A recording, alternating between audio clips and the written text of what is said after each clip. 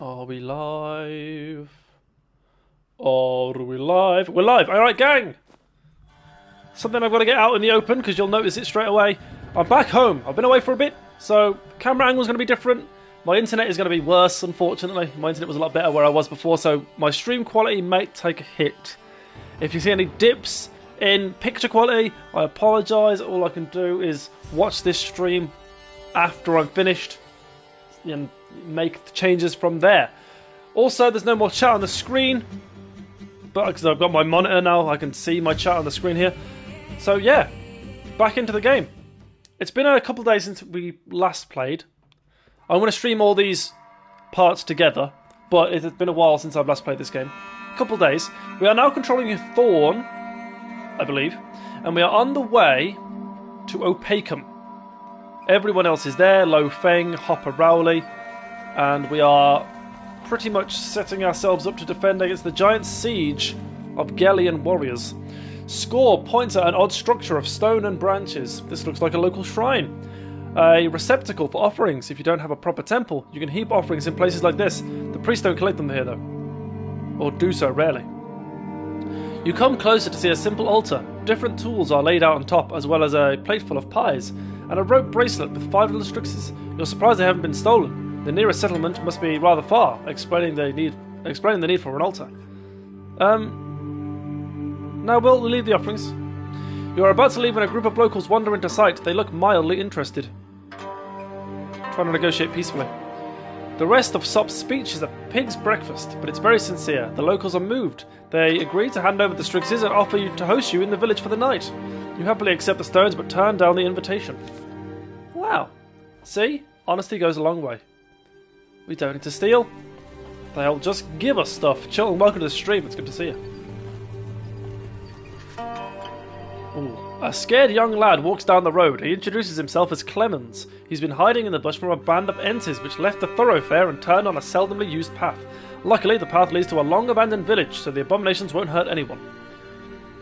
It seems that you can catch up to the Ences if you want to. Clemens praises the gods for delivering him from peril and bids you farewell. The prospect of winning back honor of a band of brutes is enticing, but should you risk fighting for such an elusive gain? Forget it and move on. Opacum's not far. We must hurry. A stranger appears from the roadside bush and signals for you to halt. You're Birkin, aren't you? He whispers as you approach. I'm Donnell. I've got something for sale. Just things I found. You interested? Sure. What we got? I don't really need strixes at this point. I really do think that we're at the end of our little journey. Berserker's Fury. Stuns a random party member and increases their attack by 5, but reduces defense by 30. That seems really awful. Distortion. Yeah, this is a good one. A Blackthorn bracelet. More attack, less health. More health. We might as well go big, right? I don't think we'll get another chance to go shopping. You nod to Donnell and he disappears into the bush. He returns with a cloth bundle and unwraps it on the roadside. Inside are his finds. I've just... what? You serious? We just did this a second ago. Ride forth. You nudge your horse forward and hear the rustling in the bushes. When you turn around, Donnell is gone. Alright, so we want to quickly equip these items.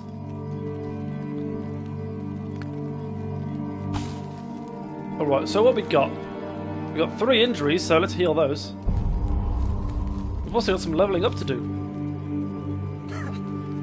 What we got? Brett, who's level 8 now. I could give him an improvement to health or energy.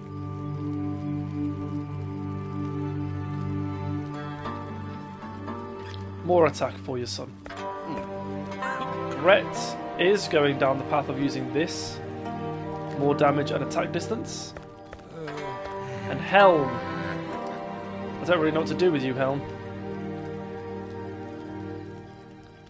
Make his normal attack do 6 damage, yeah, sure. Is that it? Yes. And what we've got, so we've got golden earrings. +1 to energy. So who's got the least amount of energy? 33, 22 for Brett. 21 for Glader.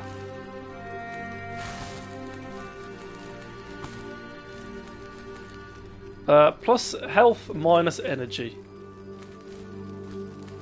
32. 26. Brett.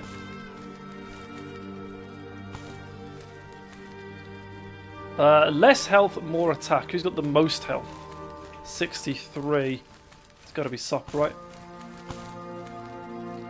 And plus 10 health. Who needs it the most? 28. Ramlin.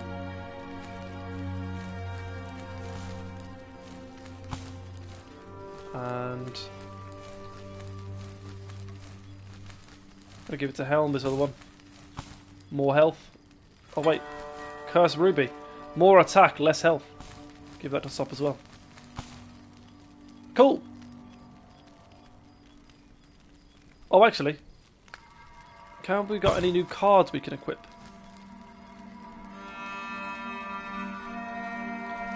Not really. All the ones that we've got are ones that I would like anyway. I want this distortion one, but obviously we've not got enough cards for it. That'll do. That will, in fact, indeed do.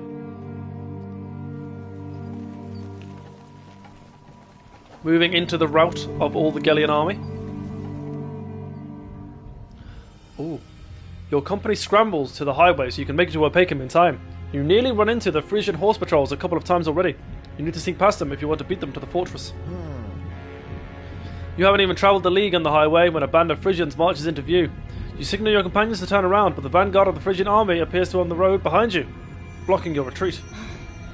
Your daughter looks at you as the reality of the situation sinks in. Dad, what shall we do now? She cries.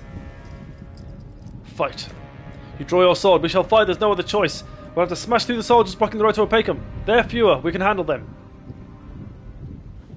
Yeah, something tells me I shouldn't have gone this way, but oh well, here we are. Place our 2 level 8 boys. And fight! I'm ready for them. Surely they don't stand a chance. Okay, I feel like what we should do is... Where's Helm? Let's organise this force.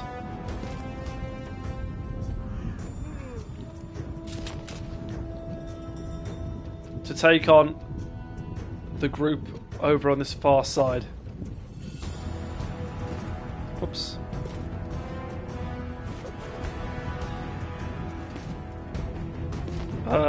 Put Glader there.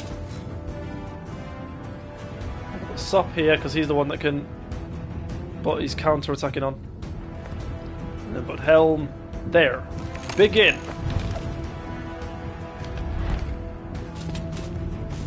They'll probably heal from this immediately, but let's see if we can hurt this guy.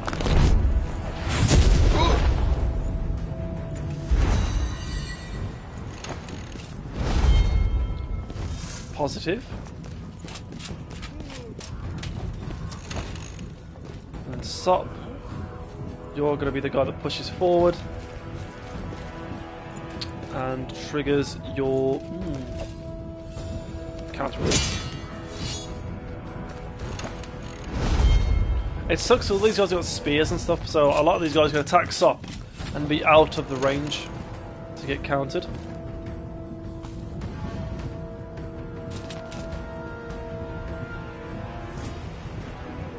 Dude, use that.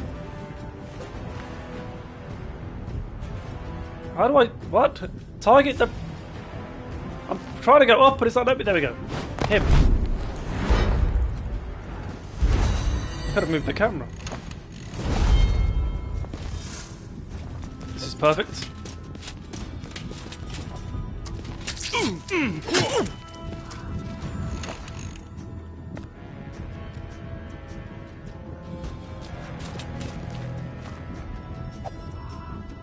I should probably give him some defense as well. The spearman can probably reach him. Might as well drain this guy's energy.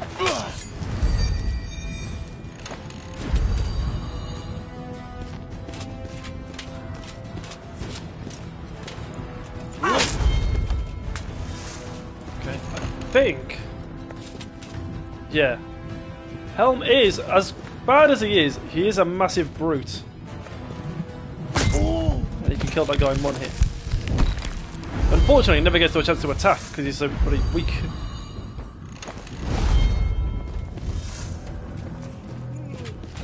I was hoping this guy would go and attack Sop and get countered, but he's chose against it. I believe Ramlin should be able to get that guy with an energy attack.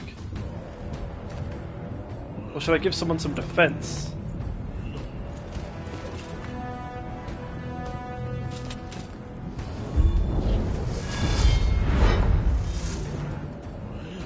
Oh, I can do both. That's actually huge. I should do that more.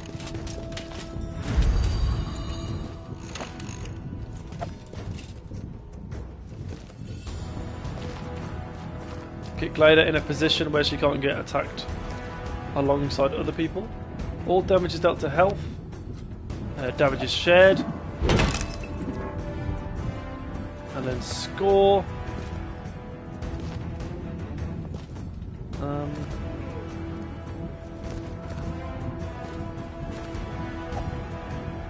Huh. Don't really know who to give this to. Kind of out of range for it. Well, to heal people, I need energy, so let's do the move that gives him more energy. It's not letting me. Oh. Oh, I'm not finished. I'm an idiot. Got an end turn for Glader.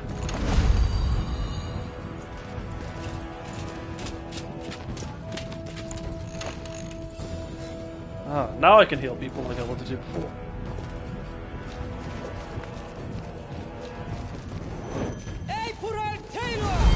Nice.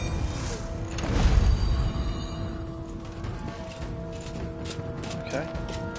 I should have, yeah, I should have raised Glader's energy. Maybe just that health, I don't know.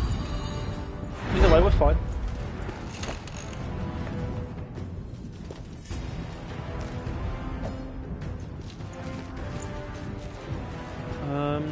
17 damage. Not going to kill, so I'm not even much point in doing it.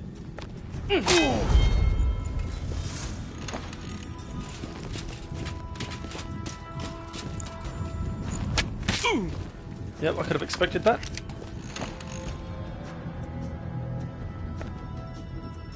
Worth attacking with Helm if he could reach, but he can't. In fact, I should use someone that's... Can anyone do like 8 damage?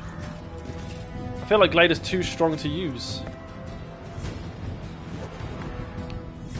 No one else can kill though, which is a shame. Alright, whatever, Glader. Feel like it's a bit of an overkill. But it'll do. Probably good that I attack with Glader because she gets healed from it.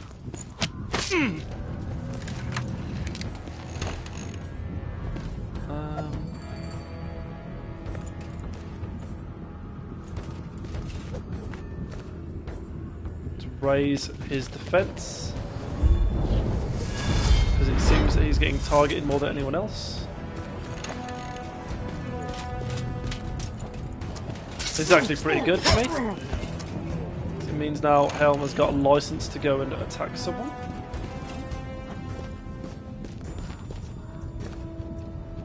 Let's raise defense first. Not great, but better than nout.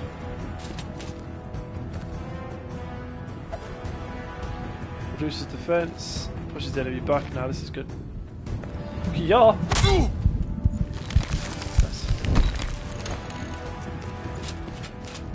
This is why we raise the defense.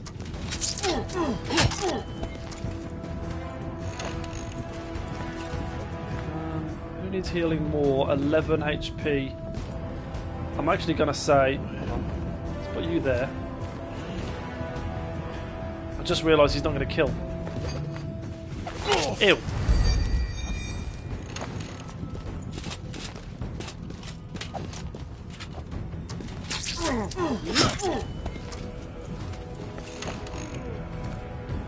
heal this fella. I didn't really want to stand there to heal. I should have made him move first. It's okay. So I can't reach anyone.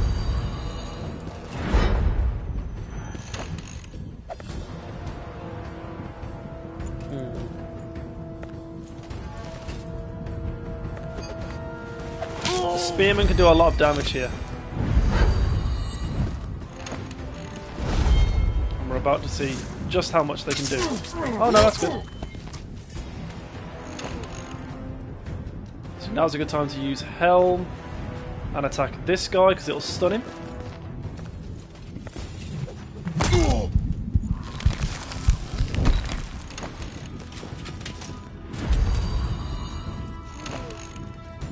Glider might have just got a free kill there because this guy just spent all of his...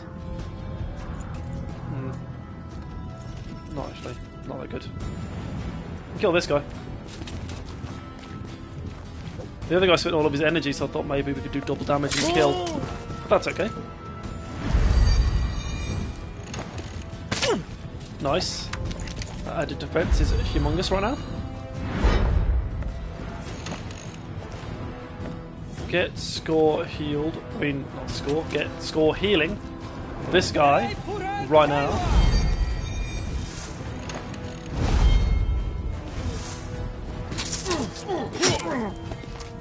I think we've lost Helm. Couldn't even give him defense if I wanted to.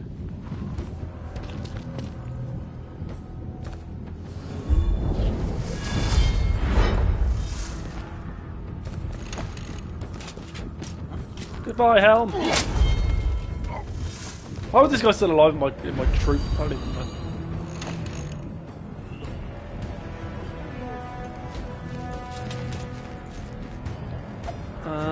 Increase defense by 5.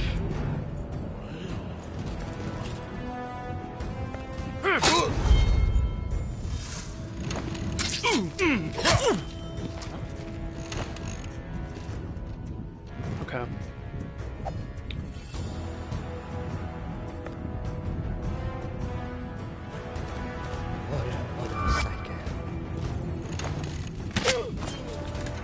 Perfect.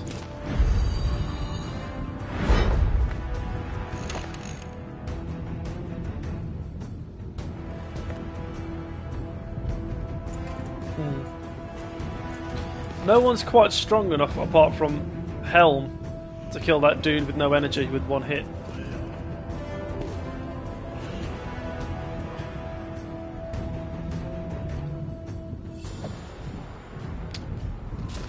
I'm gonna take a risk here.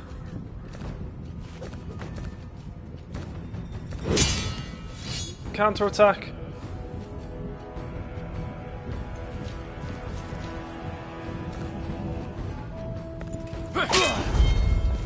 If someone attacks him now, they should. Oh, never mind. I was gonna say they'll die in the counter attack, but this guy won't.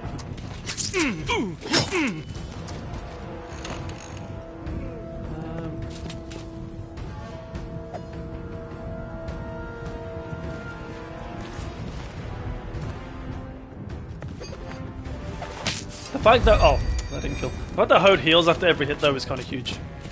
I'm sorry, Hode.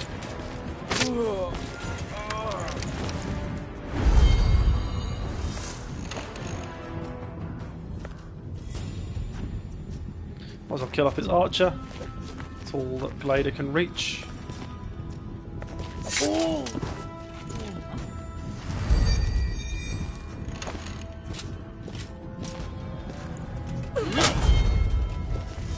That's fine. I should just be able to reach with the energy move, which will kill. We'll raise defense as well. We don't need to, but I can do both, so why not?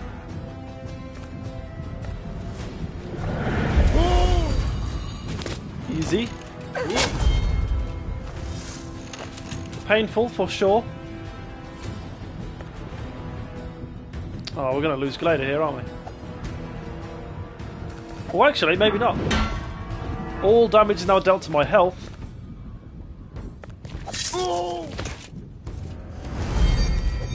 And I heal from the kill.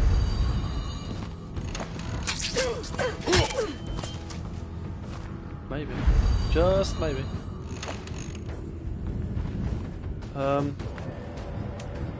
Unfortunately... Oh, actually. No, we got him. Nice. I keep forgetting that he's got a really strong move which costs health, but after he gains so much health from attacking people, that's not that big of a deal. Hooray! Some good levels, 2 injuries. Having crushed the Frisian detachment barring the way, you managed to escape at the last moment. You're lucky that the Frisian cavalry was held up by the vanguard, but now it's on your heels. Well, we better get moving then. But first, we must level up.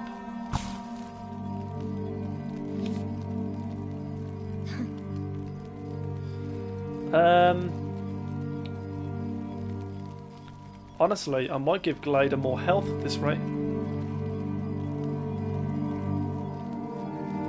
She's strong enough. I just wish she had more health. Hode. Vampirism, so you get healed more. You don't particularly need that though.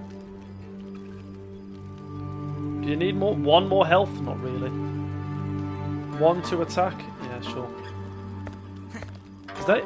Oh, Gremlin and Score. My 2 mage boys. More health... I mean, more attack given to the target. Yeah, sure. Score. Concentration heals or costs less to do. Willpower, just gives him +1 to attack. We're going to give him more energy, because it costs him energy to give people health. Okay. Onwards and or upwards. Onwards and definitely more upwards. Opacum is just round the bend. We're almost there.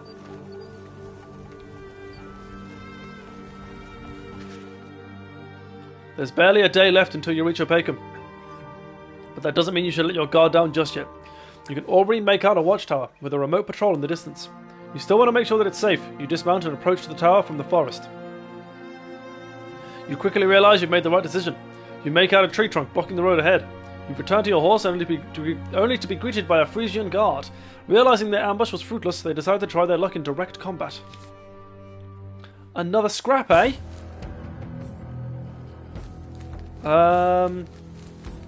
Let's replace... I don't know. Rambling with Brett and... I like Score. Hode, sorry. You're going to take a back seat for this one.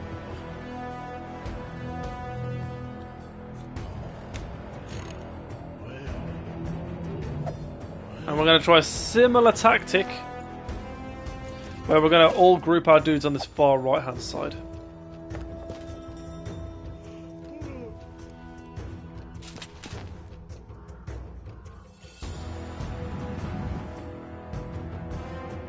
I'm actually going to send Sop against these 2.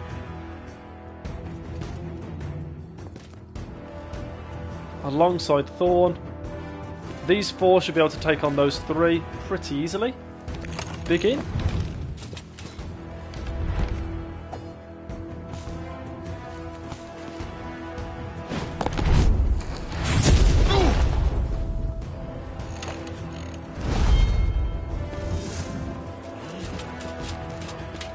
That's actually ideal for Sop. So here's what we're going to do. First of all, Sop has to push forward.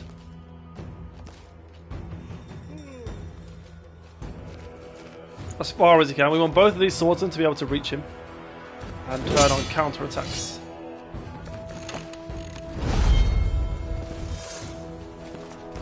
Oh, my archer can already be reached. Yikes. A bit painful. But we're still going to set up Sop here, because he's going to be the one 1v2ing. Increases defense by 10. And now he's ready to take on those 2 swordsmen. Pretty much single-handedly.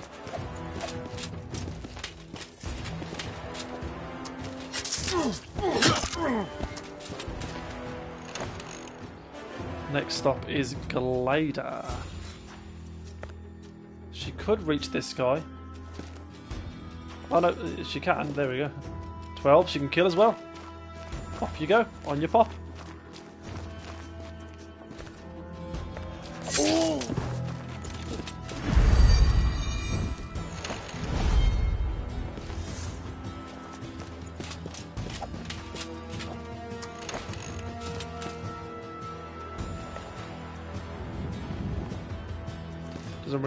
Doesn't really matter, sorry, which one I attack. It makes more sense to do this and decrease this guy's defense.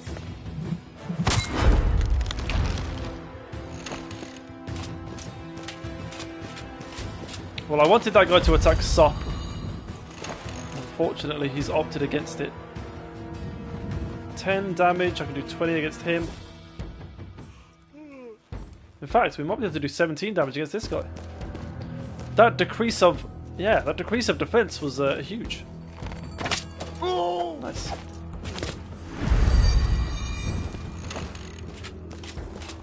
Why aren't they attacking Sop? God damn it! They're just trading saliva. Bunch of weirdos. I need to be 2 spaces away to be able to heal. So what I'm actually going to do... Yeah, screw it, we'll just heal. I feel like Helm will get targeted, regardless. Helm always gets targeted.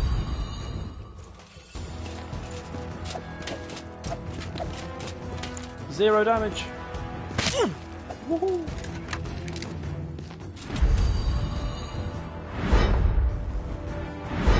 Do I have any cards that can be used on turn 2?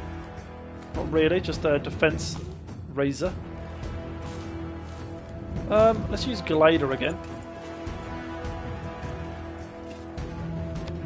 In fact, no, it's definitely smarter that I use Helm. So I can stun this guy.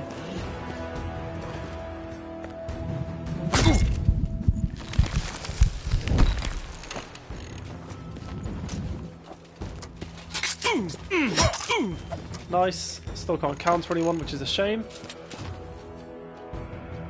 Now we'll use Glider.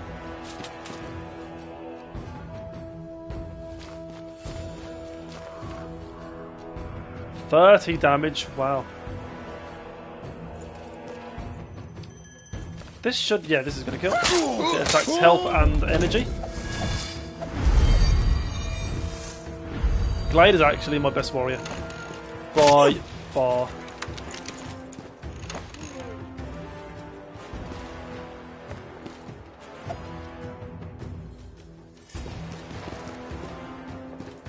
Might as well do this big attack. Brett's in no danger of getting attacked anytime soon, so I don't mind him being low on health.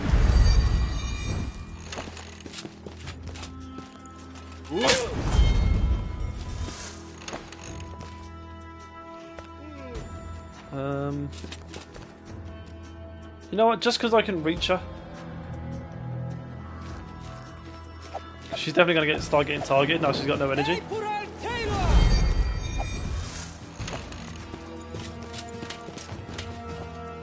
I mean, he hardly got hurt, which is a positive, but he didn't counter anyone, which was my plan. I should use Sop first, because I can get him out of the way.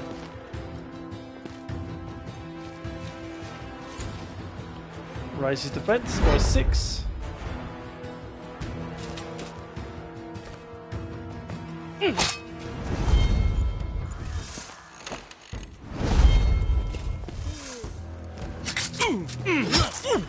Not bad. Now I can send Thorn in there to attack both of these guys with one attack. How industrious of me.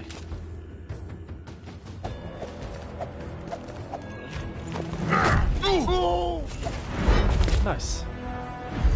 This is going really well.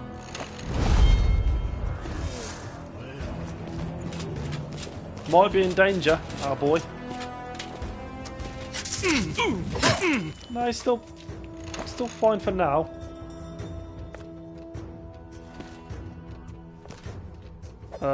Helm actually might be able to get the kill on this guy. Because he's a strong lad. Lovely, just about.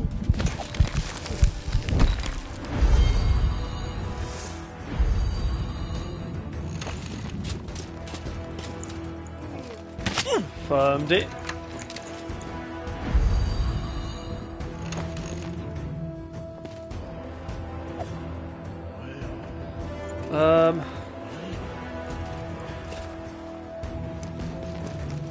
Try and prolong Sop's life here.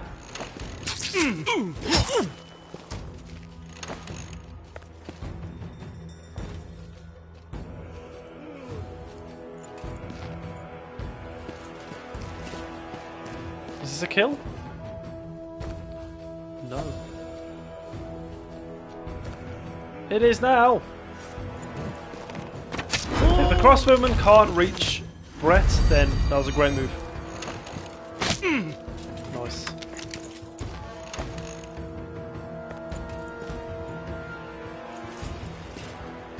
Any of these improve his walking distance? No.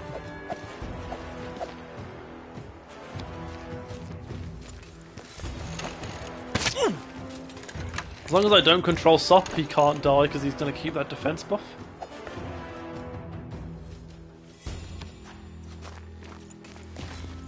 And Glader can do that move where all damage is dealt to health, but no one can do double damage against her.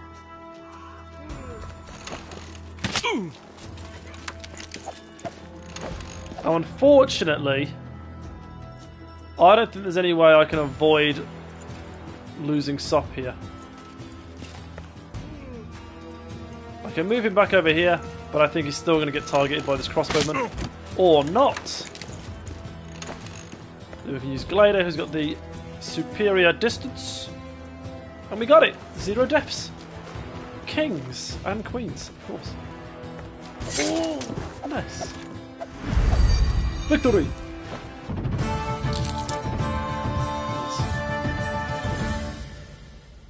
No added injuries. After the battle ceases, you look around the hill where the Frisians once hid. Mostly out of instinct, rather than expectation of finding something valuable, your curiosity is rewarded. However, you find a man tied up with a bag over his head. Frisian captives that should be set free, whoever they may be. Removing the bag from his head, you're surprised to discover it's your old pal Stein! He's just as surprised to see you. You cut the sergeant's ropes, take the gag out of his mouth, and give him some time to catch his breath. Stein, me boy! Stein, I can't believe my eyes. What are you doing here? Have we made it to Albius? Have they made it to Albius City? I don't know. I can't believe mine either, Thorn, but I'm so happy. You saved my life, damn it. Did you see the Northerners closing in? I lost my entire patrol and got captured. They'll lay siege to Opacum soon. I tell you. We need to make it to Opacum quickly. Let's go. Does Stein join the squad? Gotta check, haven't we? Well, he's not here in the loading screen. Oh, he's not here. Shame. A lot of leveling up to do, though. Hey. Thorn. More attack. More attack. More defense. Yeah, I'm going to get that one, actually. It's actually a huge move. Glader. More damage. More energy. You know what? More health. Sop could give you more health, to be fair. He's already a bit of a tank. You know what? Yeah. I feel like that's his whole role. Not to be a damage dealer, but just to take aggro.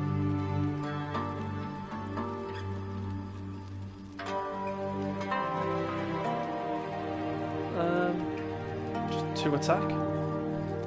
Yeah, sure. Why not? Hell. More damage with his normal ability. To be fair, I'm turning him into a bit of a weapon right now. I think he does like 20 damage with a normal attack, which is absolutely ridiculous. He's a bit of a glass cannon, mind you. He gets killed very quickly, but... Nice. Nice. To Opacum. The last travel I think we'll have to make.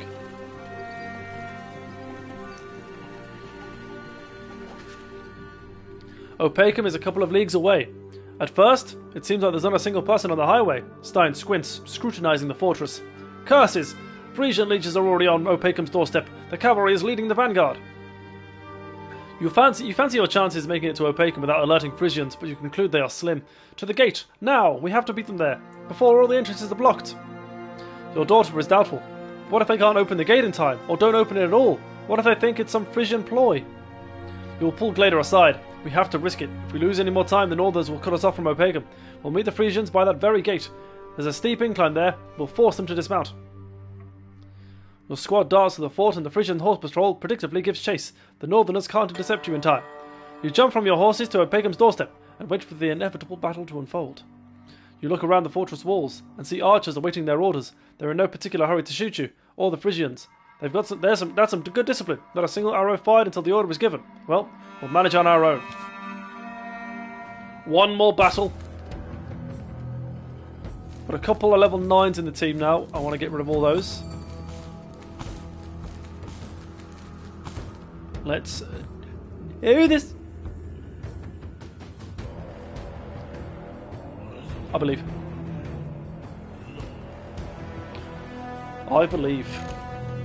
Okay. Now, I'm seeing a lot of archers on the back row. I want to... Okay, yep, I know exactly what I'm going to do.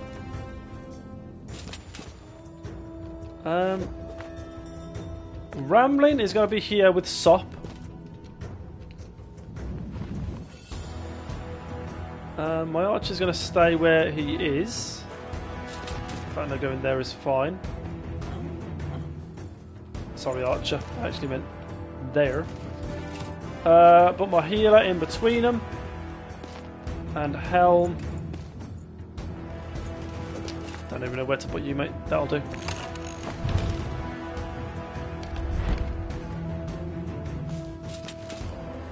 Okay, I'll wait before I do anything drastic. This guy goes forward and turns on the counter. Perfect.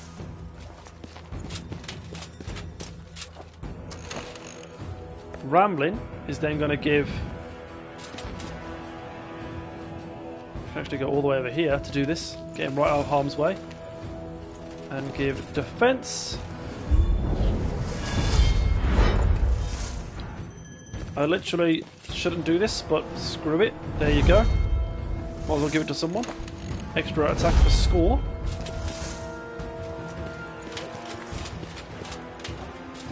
Now the idea is these swordsmen should attack Sop and they'll get countered for doing it. So now I can focus on bringing these two across here.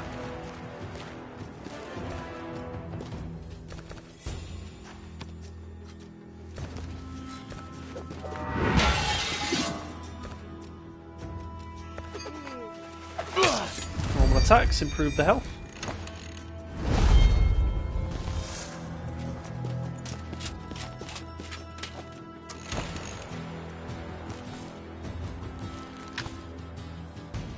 I'll wait until that's going to kill someone before I actually use it. I don't want to put my archer there, because then these guys can both get attacked. As long as I move him out of the way in time, I guess it doesn't matter.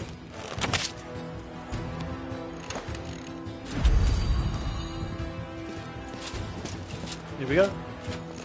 What?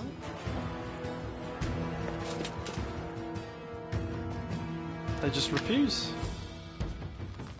What I'm going to do first, actually, is improve this guy's health.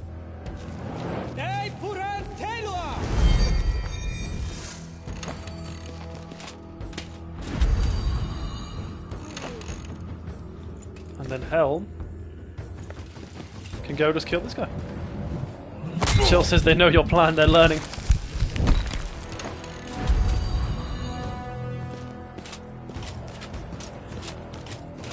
Tell me about it. Okay, this is actually pretty good. Because I can finish this dude now.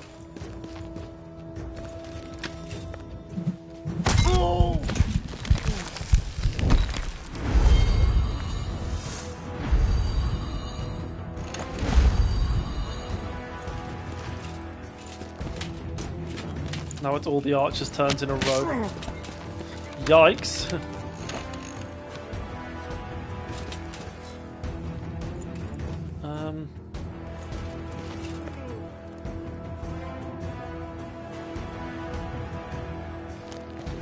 you nice and back. And then get that kill.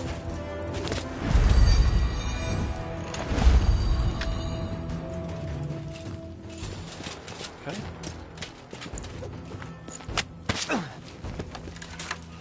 Actually a bit scary. Let's get Ho to attack because then he'll regain some health.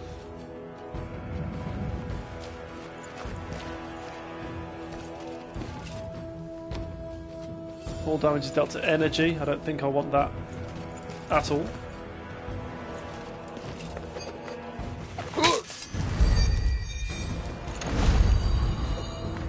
Can he reach hell? Yes, he can. Goodbye, hell. Or unless. No, goodbye, hell.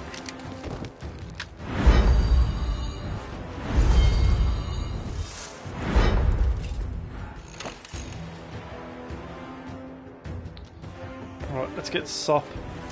See, I can't move Sop because he's still got decent defense and counter attacks.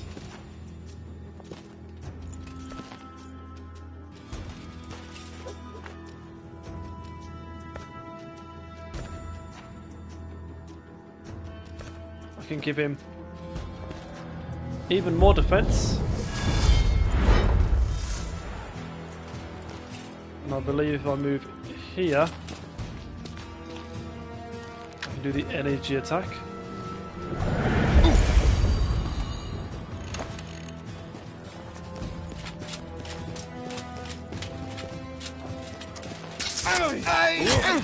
That's actually fine. Didn't do as much damage as I thought it would.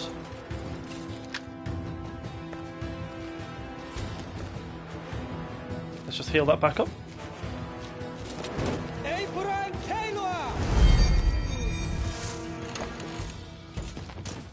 God damn it. I didn't manage to do a single counter attack. That guy just kill himself. Wow. Fair play, I guess.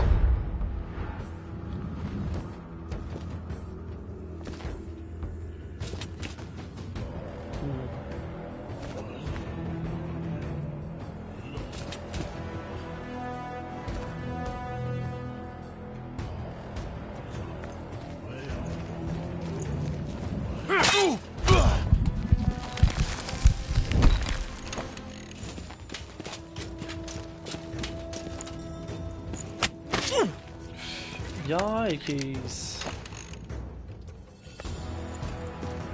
This won't kill. Yes, it will. Nice. I think Sop's dead though. If this crossbowman now attacks Sop. Unless... Nah. He did a big attack, I think. A shame.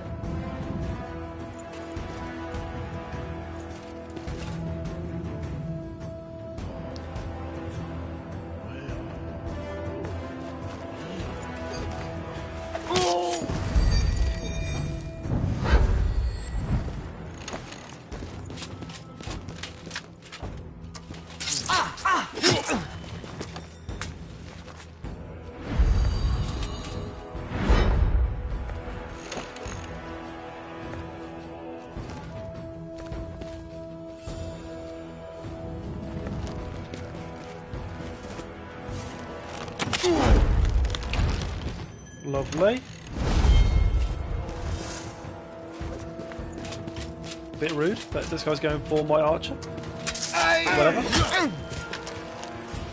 So this spearman could actually attack both of us at the same time, which I don't like, so we're just going to get rid of him.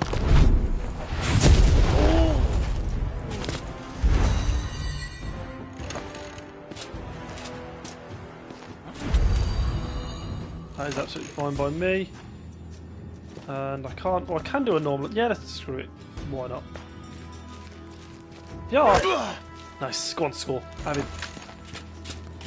This will hurt, but... we will survive. As long as I know how to live.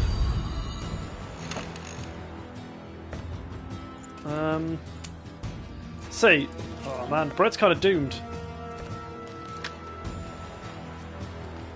I'm just going to hope that the swordman has to go first.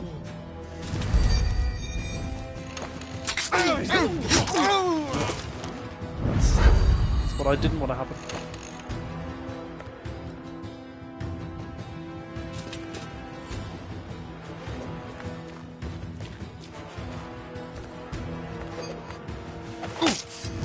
We're going to win, but unfortunately I'm going to take some hits for it.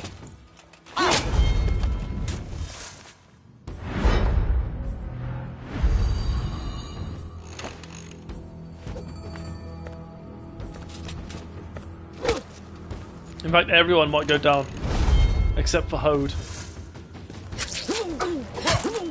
Oh, or not. Oh, Ramler's got loads of health. Jeez, I never realised.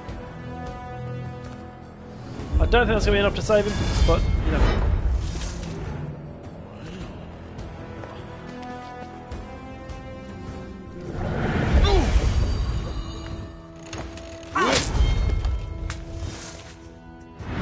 Alright. So we'll start by doing our 10 damage attack. Getting rid of that guy. Hode will also get pushed towards the enemy. I think we're going to lose score here. Unfortunate. That's just the way it happens. That's just the way it goes. It'd be like that sometimes. Finish this, Hode. Nice. Always comfortable, but it's hard to avoid injury there. The battle is over. You look around until you find Glader. You nod approvingly as you sheathe your sword. Frisian legions are already lining up within arrow's range of the gate. Opacum's siege has begun.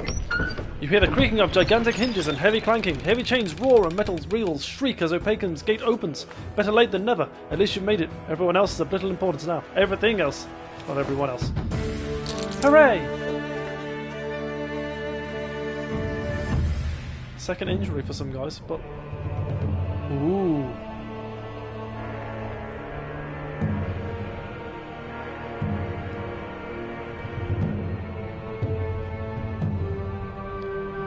It's like Helm's Deep. Opacum's gate closes. Frisian legions fall into rank at the edge of the archer's range. Oh, look behind us as well. Is that... Hold on. At least your militia are already inside. Guards approach you. If your name is Thorn Brennan, then this fort's commander, Stacket Victi, is waiting for you, says their sergeant. He hopes you've not come alone, but I have no idea who else he's expecting. You must know though, right? You nod and turn to catch Glader's gaze. She's still shivering from the last battle. You look at the horse carrying Mac's covered body. I know who to bring to Stacket Victi. Why do I keep calling it Stacket Victi, you say? But first I need you to send for a healer. Stacket Victi may need some help. His grandson's dead. Take this this is his body. Take care of it. The guard's face grows pale. He sends someone to find the healer and issues a few more orders. You do not utter a word, and you proceed when he beckons you. Right now, all you need is a bit of respite, because you will soon face the Northerners laying siege to Opacum. There is no escaping an encounter with your father-in-law. Seems like the messenger was nimble. You set foot inside the spacious chamber. Stacket Victi lunges forward, hugs Glader, and then hesitates. He hugs your daughter again, sits her down on the bunk, and pulls you aside. I'll pay my respects to Mac on my own, Thorn. You did so for my daughter without me. Let me do the same for my grandson. He will be buried here, inside the castle walls, today, while no other burials are yet needed. I've already said my goodbyes, Stacket. At least Glader still lives. After the reaping took Licky and Macht was killed near Frigga, she's the only reason I have to live. You've never been my favourite son-in-law, Thorn, but you're quite the accomplished warrior. The enemy, ready to storm our home, it's hardly the appropriate time to talk of death. Opacum is our shared home now. There will be a feast in the throne room today. Consider this your invitation. We can discuss all else afterwards. Hey. Having a feast while under siege? That is King Trieg's will. He wishes to celebrate our heroes in such a way that future generations may never outshine them, and to boost morale, I guess. Not long before the storm strikes. Feasts rarely boost morale. They fill your belly, weigh you down. Still, I'll be there, Stacket. What else must I do? Nothing. I've already been told that Prince Ho is alive, and that you are the one to bring him here. I imagine the king is quite pleased. Still, try to control yourself. Controlling oneself is much easier than controlling the swing of a sword. You've no cause for concern. Can I go? Do whatever you want, but remember, King Trieg's will is law here, even for me. I have no wish to further add to my concerns. Licky Brennan, my daughter, is dead. I didn't even get the chance to hug her. My lineage is in grave danger, and Bran Victi is hardly interested in preserving it. Brand Victory tried to murder your grandchildren, Stackett. You'll have to stop him somehow if you want to preserve your lineage. If he's in the fort, you'll have to lock him up, in the dungeon, your quarters, or wherever you can. Just keep his madness in check.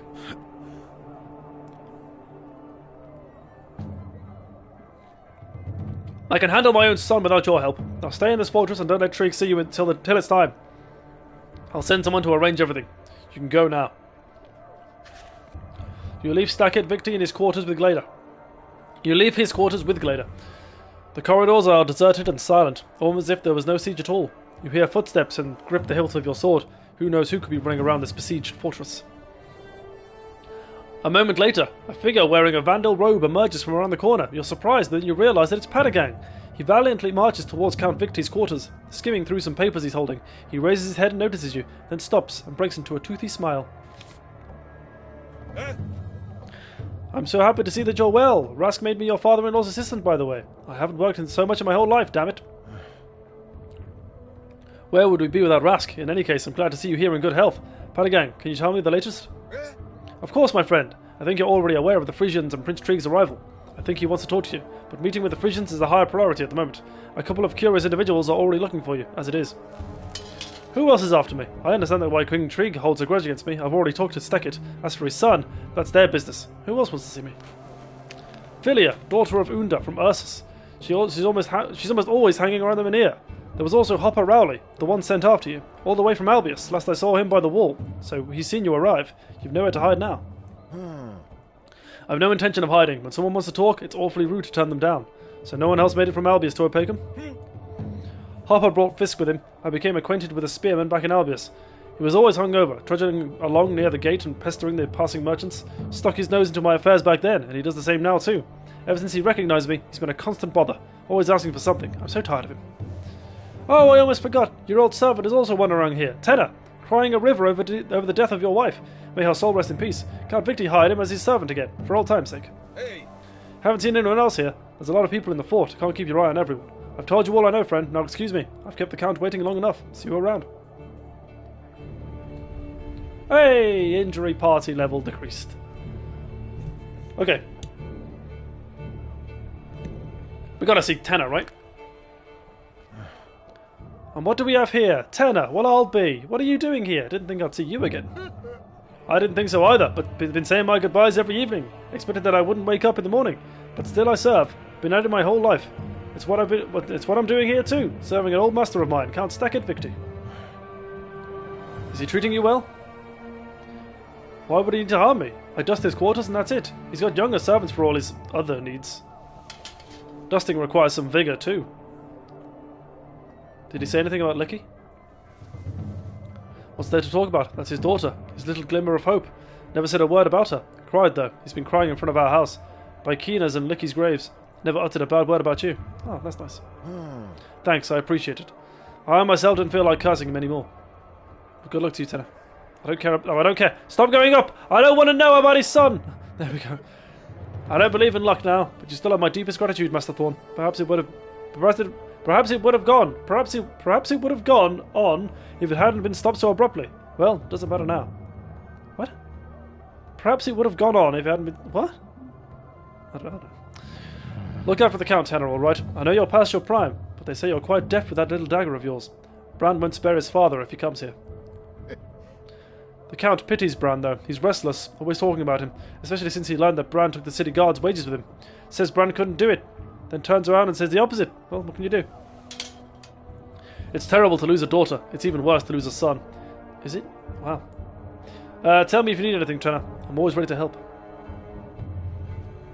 There is a shop. There is a shop. What do we have here at the shop?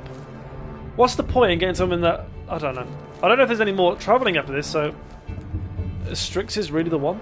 Running does not consume energy. Oh, Soul Song. Prayers to the gods of war. That one's actually good. Depends what turn. Get the Whirlwind Soul. Speed Potion. Yeah, sure. Yeah, sure. Why not? We're going crazy now. Is there anywhere to look at my party? The Frisian legions are stacked neatly in a row while the Gel gathers in droves. So it's the Gel behind us and the Frisians in front.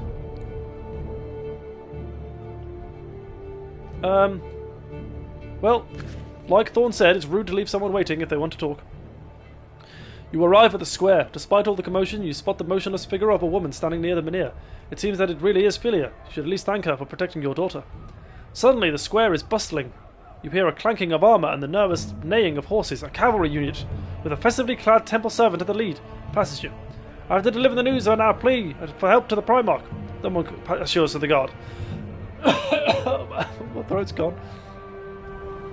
I care not if Gels are trying to lay siege to Opakam. The power of the Temple of Divine Retribution protects me better than any.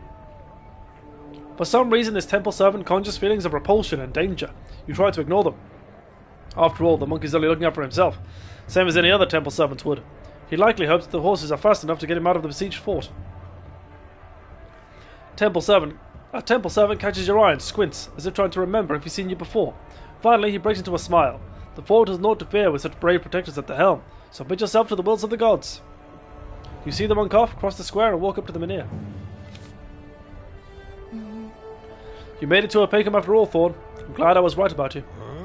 Philia, thank you for protecting my daughter. How may I be of service to you? It was I who came here to aid you, to warn you of the danger to you and your people, to tell you why you're all here. Consider me my mother's messenger, if you will. What danger? Someone among those called to this fortress is to be sacrificed. It's all that matters. Opakam is the Reaper's final obstacle. If it falls, the Marked One will be destroyed. That's the whole reason you were looking for me? Just to tell me of some convoluted prophecy? Mark this, sacrifice that? What's one sacrifice compared to 1,000 of lives being lost? The sacrifice will awaken one of those who command the Menhir's power. He is stronger than the Reapers. Even put together, he is stronger than them. So someone will have to bear this mark and be sacrificed, which will summon one more powerful than the Reapers, in the hope that doing so would help the Northerners capture Opakam? Do you truly believe this? I'm not asking you to believe, only to remember. Understanding should come later. As for the nebulous nature of the prophecy, well, its outcome is uncertain. Had I met you a year ago, I'd have said you were out of your damn mind, but I saw a lot on the road from Albius to here. I will remember your words.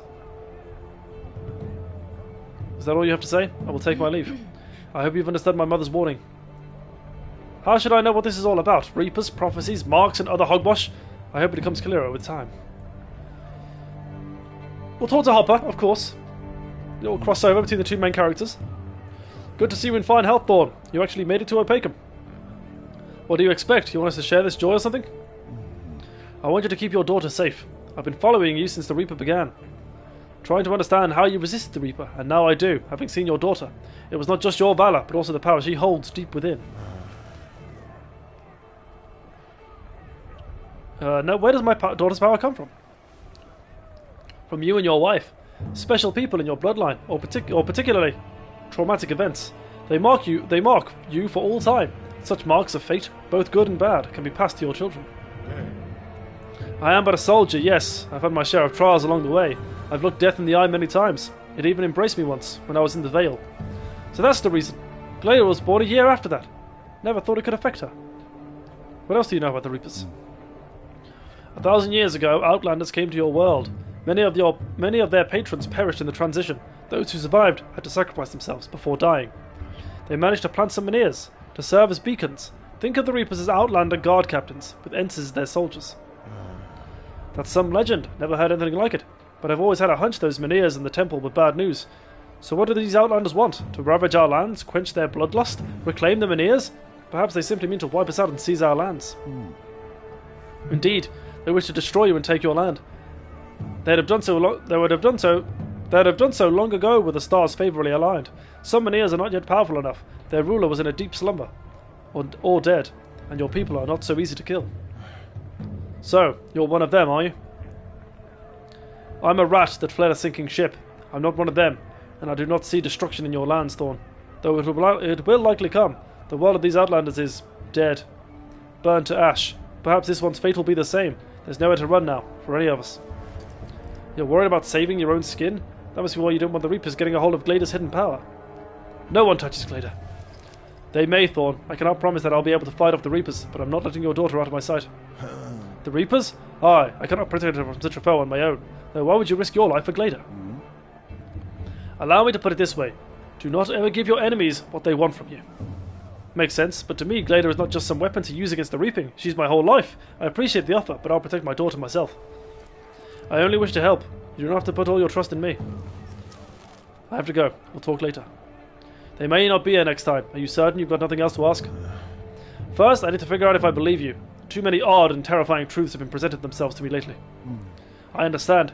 It's difficult, realizing that all you know of the world's inner workings amount to nothing. I shan't push it. Words mean little to you anyway, right? You're a man of action. You'll want to see what I can do first. Exactly. It's a deal then. I'll have to go now. Till later. Don't really want to talk to Fisk. Oh yeah, the feast. Let's go to that. Time tenses up like the strings of a bard's lute. Frisian pipes can be heard outside. The bell clangs up in the tower. The feast is nigh, and it might just be the last one of your life. You look around. Quite a lot of guests, it seems. You notice Stackett Victor under the castle's arch. The old man seems to not want to leave you alone. Well, having a companion might not be so bad. You've never been to the throne room in Opacum? Frigga was built by Jabonan kings to rule the Vandil forest, while Opacum was meant to be the keystone for all of Burkana. None of that came to pass. Stackett turned the throne room to a dining hall. If you live long enough to reminisce, this ought to be an experience to remember. Guards open the tall towers before Stackett Victor. You hear King Trigg's furious cry. He stands in the centre of the empty throne room, fists clenched and a soldier's corpse at his feet. Upon seeing you, he fills with anger. You drop to one knee and remain still. Shek's body is at Trigg's feet, pierced by a bolt similar to those of Bran's mercenaries. Bran's father stands beside you. A wrathful king stands before you. He has just lost one of his best men. You have nothing to say. Ooh. I am at your service, your majesty. I have no doubt about that, Thorn, but I'm more curious as to the identity of my guard commander's assassin. He was killed shortly after I sent him after you. And what's with the bolt, Stackett? What's going on in this fortress of yours?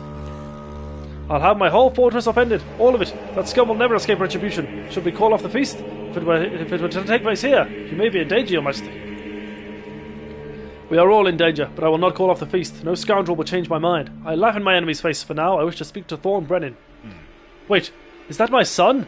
I see. Thank the gods, ho! Come and stand by your father's side. I'll never let you go again. Father, don't forget your promise. I remember everything, believe me. I am quite capable of weighing all the factors before coming to a decision. No harm will come to the blameless. Captain, you've been given the opportunity to show your loyalty to Opacan's ramparts. You've come to this fortress to defend it, not to hide. Isn't that so? It is. And for this opportunity, I am deeply grateful, your majesty. I have never hidden, and I never will. We will speak again, Thorn. You've got so much to tell me. Consider the coming feast a kind of funeral. We're holding it while those who are about to die are still with us. At least, some of them. The king walks away, leaving his son with you. Hode's lips are tight, his brows knit together. By all signs, he seems very determined. To do what you wish you knew. Do you reckon... No, he didn't kill Shek. We are in Opacum, under siege. Many things will be decided here, but I sense your hesitation. Tell me one thing. My father wishes to keep me on a short leash, it seems. I'm of a different opinion. Still in need of a trusted warrior who's good with throwing knives and won't get cold feet? I need good warriors in my company. Perfect. I'm still Hode then. You are my captain. I won't tell my father, just in case, but I'll join you after the feast. That seems safe. You remain in the dining hall to watch the servants take Shek's body away. They mop his blood and set the tables. Guests with bleak faces fill the dining hall. No one touches their food. Glada takes a seat by your side. Glada shivers and rubs her shoulders. Dad, it's Bran Victor's bolt. Unique to his bodyguards. But where could he be hiding? Why did he do this? Shek was his enemy and could have accused him of stealing, you told Glada. As for hiding, Opacum is riddled with secret passages. No one knows them all. Bran has been coming here with his father since he was a boy. Your mother told me that Bran liked to ambush people with the contents of his chamber pot. No one ever caught him in the act. Stay alert. You're joined by Hopper, who is just as alarmed. Something is amiss in this fortress. It's bad, though, that Shek has been killed. But now they're saying that Stackett Victor's son had a hand in the stealing of the funds from Ursus. And he might be hiding here in Opacum. To make matters worse, I have a splitting headache. It may be caused by another's magic, but I'm not sure. Glada keeps rubbing her temples. She nods when she hears Hopper. I know what you mean, my head hurts too. It seems we're not alone. Look at Sop over there, he seems petrified, and he hasn't even touched his food. Sop shudders as if walking from a deep sleep, waking. He is confused. He looks around, and then he tries to pick at the food laid out before him. After a few moments he falls back into his catatonic stupor, staring off into the distance. Concerned, Glada shakes her head. He's likely anxious because of all the high-ranking officials. I can't eat a morsel myself. The sooner the feast is over, the better. Will King Trig show us mercy? The conversation drowns in the sounds of trumpets. Enough talk, you say. Get up. The king's here. The doors open again to let King Trig in, looking morose. He does not immediately take his seat at the head of the table and delivers a speech instead. Instead, he takes time to walk around the hall with his entourage, shaking hands and embracing each of his guests. All signs indicate that the feast is a farewell ritual. Place Glada behind Hopper. Glada looks at you and whispers of her discomfort with the situation. She feels like something's about to happen. She looks at you, then again at Trig. The king draws closer. You place your hand on the hilt of your sword. What could possibly go wrong at a feast where all the guests can be trusted? The king draws near. You see drops of sweat on his temples and bags under his eyes. There is only one thought on your mind. Whether he'll shake your hand or disgrace you with inattention. Sop suddenly comes alive, drawing his sword. Oh my god, has Sop gone crazy?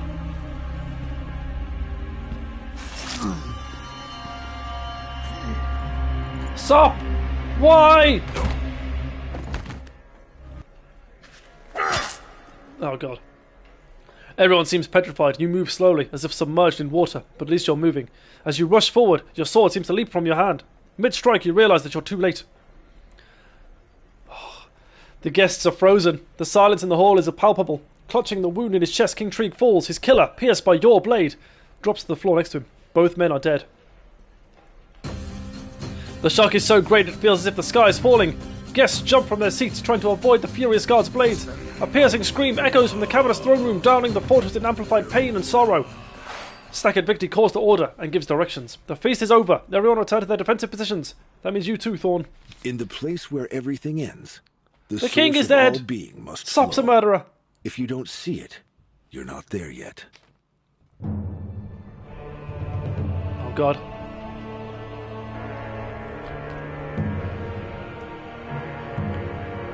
The Frisians are waiting, and the king is dead.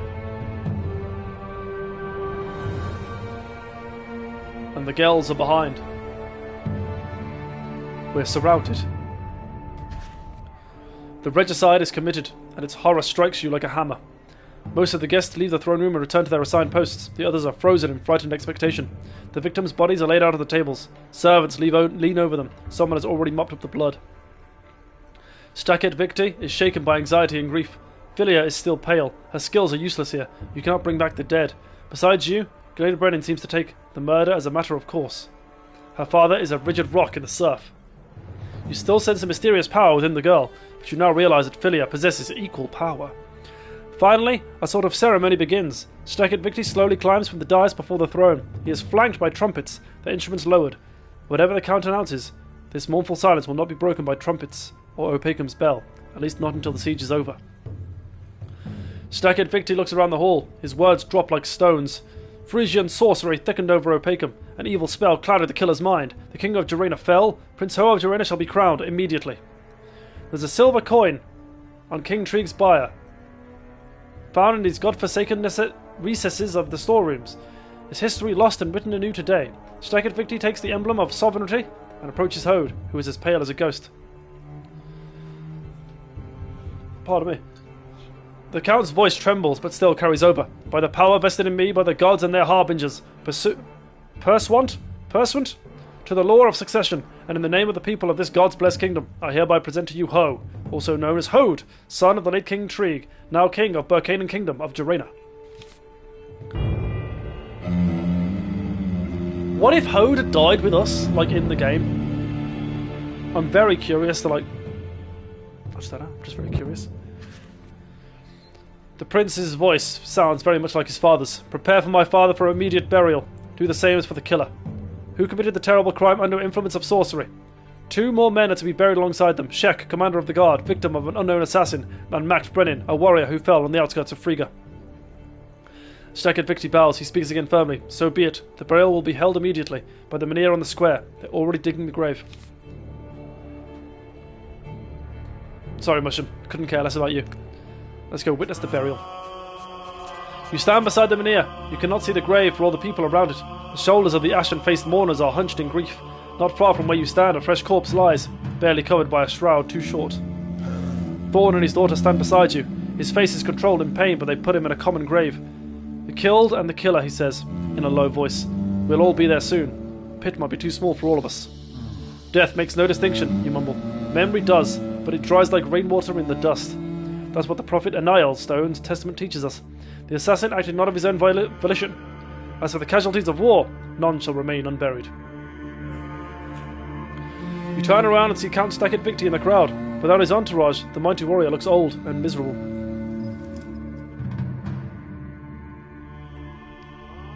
Look for Amma. You think of Amma. You feel she is somewhere near, but when you turn around, there's no sign of her. Stackett Victi fights back tears. It is a great tragedy to outlive one's children, but to outlive one's grandchildren. My heart still bleeds for Licky's death, and now I must bid my farewell to Macht. How can a tree grow with all its branches severed? Glada puts her arms around Stackett Victi. You should be proud of your grandson, and he wasn't the final branch. You still have me. Stackett Victi shakes his head. Pride cannot do away with pain, and glory is a poor substitute for happiness. Sadness chips away at a man's peace. You are my life's only joy now, Glada. One of the guards initiate a burial ceremony. With the mournful temple hymn, servants pour shovelfuls of earth into the grave. Though never desired, burial beside a sacred stone is a rare honour. Clumps of earth rustle and fall. Haderlig bows to the open grave and says, Jarena shall not be kingless, yet it has lost its most cherished sons. May the earth be soft for you, and the stones yet solidly upon it, so that nothing may be forgotten, Prince Trig. Or Krinkchuk, sorry. Slabs of stone are laid upon the grave. The mourners disperse to prepare for the battle, and more loss. You turn to see Philia. She stands motionless. For a moment she looks exactly like Umbra, turned to the stone. She looks at the menhir, as though its black depths hold the faces of the dead, or her mother's silhouette within. For a moment you believe that she knew everything from the start, and it wasn't her mother, but Philia herself who brought you to Opacum. Yet she doesn't say a word. You examine your blackened hand and rub your chest where heartache lurks. This is what it's like to be human, you mumble. Feel it, plants. They live their entire lives a hair width from death.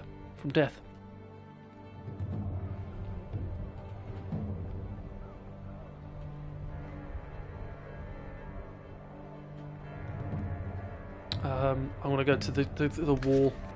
You observe the enemy from Opacum's walls. For the 100th time, seemingly all of existence verges on the collapse. Are your premonitions true this time? Suddenly you see Glada. She wants to talk.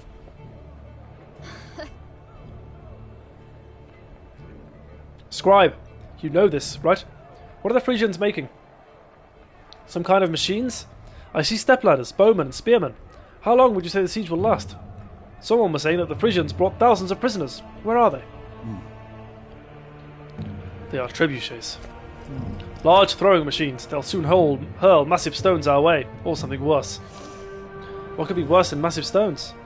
Many things. Pots of boiling tar, burning straw, corpses. But true, there are no prisoners. They drove them to Opacum by the thousands. Now there are only dead bodies. They slaughtered all prisoners, but to what end? Do they plan to hurl corpses at us? We shall soon find out. The siege can last a long time. Perhaps it will soon end. If the fortress has a good supply of food and water, the siege could last months. But it's not that simple. The siege won't last long now. The Percanian army is on its way. Do you think that there were only 3 or 4 legions in the Frisian army? I'm afraid they have many more, and the Reapers have sides with them. I should be going. Wait, look there! White rags and a stick? It's Parley Party! That big-bellied Frisian must be an important official. Maybe they won't storm us after all. It's not likely, Glada. The Frisians will storm the fortress, unless, of course, we surrender.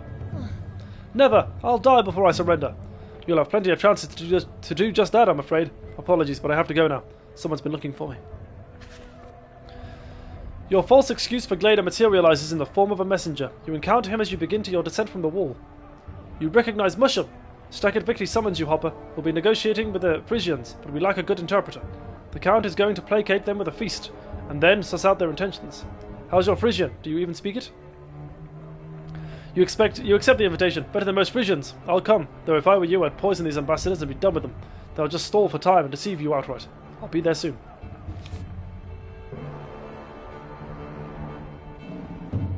The girls will not parley, but you can observe their army. You see Eke, towering ahead above the others. A walk toward the main gate. He's clearly worried. He notices you and approaches. If you're a wise man, can you explain these wretched girls? I understand Frisians, but what quarrel do mountain people have with us? They've cut Opacum off from the east and south. We're surrounded. There's no way out. We'll tell the truth. You making excuses for him? Okay, he asks, perplexed. In my time, Bakana never invaded their lands, but girls rob caravans regularly, chop prisoners' heads off, torture them to death too. They don't treat us like humans. You shrug. We should treat them as humans, even if they don't. Some, not all, may be murderers and thieves, but they're still people. Not every Birken is perfect either. Okay, frowns, confused. I don't understand. What are we to do with the girls once the reaping is done? Wage war on them? You give a mirthless laugh. Not for us to decide, I'm afraid. No use calling for vengeance on a field of death. We still need to live through the siege, for now. Crush any girls you find, or they will crush you.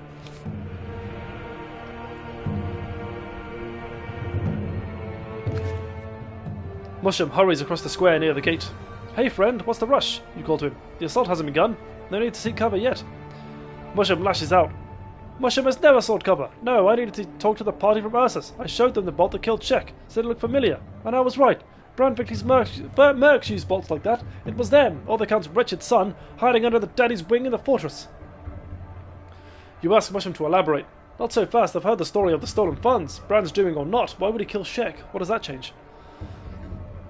Musham grins. You're clearly not familiar with how things work at court.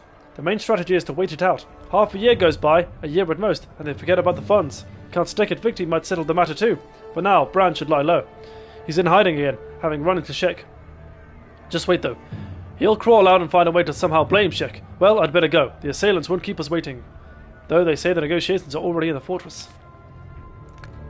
And we'll go back to Philia. There are very few women in Opacum. Seeing two of them talking is a rare event. You're very lucky. One of them is still a child, though she might argue that. I need you, Hopper. Shek gave me this bundle for safekeeping before he died. Amma asked him to hide it, but I think it belongs to you. Just don't tell her. She seems out of sorts. My stone knife! She brought it here. Perhaps you are the CRS. The knife provides a glimmer of hope. Perhaps it will stop an overzealous Reaper. What is Glada interested in? Why are the Frisians set on taking this fortress? Why is it so much easier to breathe here? My father fears I might bear some kind of mark. What is it?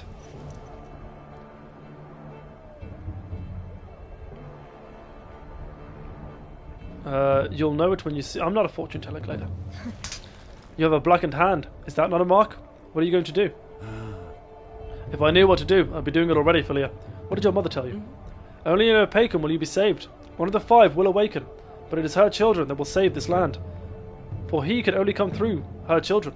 Do you remember the advice given to you? The spell broken into 7 fragments? I wish I knew where the 7th fragment is. The meanings of in the very end and on the dearest one still elude me. I suppose it's not over yet, though nothing dear to me remains. In any case, why trouble yourself with this? Should we or should we not kill the marked one? If yes, when? Will this being find a different route? What if they will not let us near? Or if it grinds us into dust? Think, Hopper. Okay, let's see what's... Oh yes, the negotiations. The throne room has been cleared. The tables are gone. Only the throne towers over the ancient halls. Its solemn occupant is Count Stekket Victory. He beckons you. You stand at his side and bow. At this moment the doors have flung open, revealing a parley party. A pot-bellied official waddles in front, followed by several warriors. Many more royal guards remain in the throne room. Stekket is hardly in danger. Still, the 2 figures keeping their distance seems highly suspicious. Oh, it's Pelko Sotori! Hello there, sunshine. The pot-bellied man looks around. Instead of bowing, he nods contemptuously at the throne. You found interpreter? He asks in broken Birkenan. Your tongue is too harsh for Frisian lips. I be Count Pelko Sotori, leader of legions in King's own blood. Who speak with me? So, for those that don't remember, this is the guy who Lo Feng was the bodyguard of at the very start of the game. Taking Stekket Victory's hint, you step forward. I will translate your words, Count, you say in Frisian. The reply is too, if you so wish. Count Pelko Sotori stares at you for a moment. I ask for help if I forget word. For now, I try to speak on my own, he announces. Why is the king not present? Or at least the prince? Did the girls not chase them all the way from Heiborg? I'd hope to see their faces. Is the king perhaps dead? You will be content with talking to me, Pelko Sotori, count to count, so to say. You're related to the kings of Frisia, so I've been told, but I will never believe that it is you who commands the armies gathered outside Opacum's walls. This should not concern you, Birken. Let me ask in Frisian, interpreter, come here. Why aren't the gates wide open? Why aren't you and the other officials on your knees? Are your soldiers eager for death? Where's your king hiding? He's asking why the gates aren't open yet. because the glory of Burkana shines brighter than her blades. You fools! O capable fall at Frisia's feet before the day ends. Do not hurry to drink your pogwash, Count. Let it steep. He's asking what kind of warriors you have. Soon enough you'll see what my soldiers are made of, especially if you attempt to storm the fortress. It will be their final battle. I hope their fear will not befoul the fortress as my warriors are taking it. Battles are resolved in many ways, but never by foul language. He's asking if we have a brave ruler. Braver than most desperate Frisian in your army. You'll see for yourself very soon. Horror awaits your king. If he wishes to live, he'd best kneel before me. I've come for one reason, to convince you to surrender the fortress immediately. I'll pass your wishes on to the one who will appreciate them. Perhaps when you are crawling towards the gate to escape Opakam, he'll come out and have a look at you. End these negotiations, Count. There are no sorcerers in Pelko Sotori's entourage. I can sense them weaving... Oh, there are sorcerers in Pelko Sotori's entourage. I can sense them weaving spells. Impossible. There's no reaping within Opakam's walls. No reapers and no sorcery. Is that so? Did sorcery not spill blood here recently? Listen to me, Count, while you still can. I am taking this fortress from inside as we speak. I will permit you to hear and feel it all, including your death. Ooh.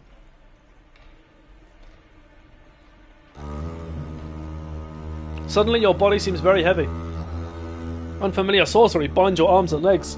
You try to look at Snacket Victi, only to find him and his guards petrified, just like you. Two strangers in temple robes weave their spells, immobilizing Count Victi and his entourage, adorning the potbellied Count Sotori with the sorcery's pernicious threads. The other Frisians are poised for the kill. Pelko Sotori laughs triumphantly, patting his belly in anticipation of victory.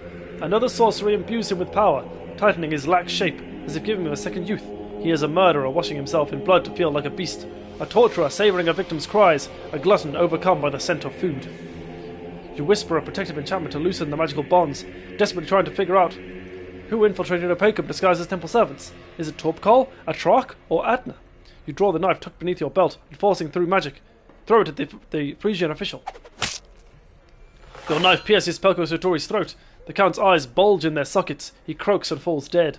The magical weave snaps, lashing you and the two sorcerers for a moment. The world goes black, and the sorcerers vanish. You hear moaning behind you. The Count and his guards were still trapped in the enchantment. The Frisians advance. You draw your sword. Looks like it's all up to Hopper. But first, I can level up. Twice. I feel like it makes the most sense to level up my normal attack. That'll do. Begin! Fight me!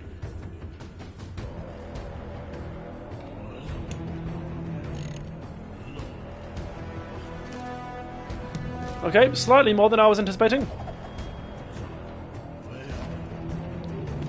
Oh look, there's the dead guy on the floor. Ha, loser. Oh, there's Ake behind me. And Musham. Oh. They are petrified though. It's up to me. You know what? How do I move? There we go. I want to move you there.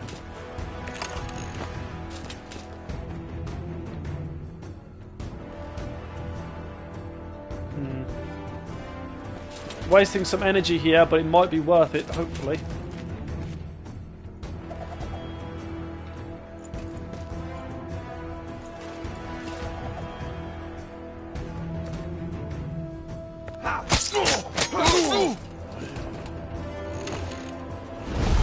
I already feel like I made the wrong move.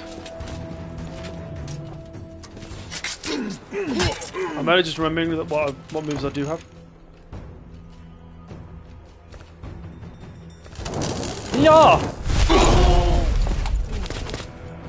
Wow, that didn't kill as many people as I thought it would.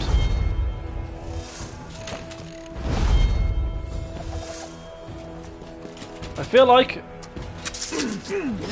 I'm doomed.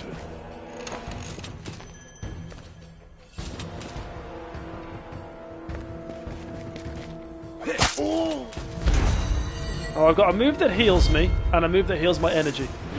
I might be able to salvage this. I very much doubt it though.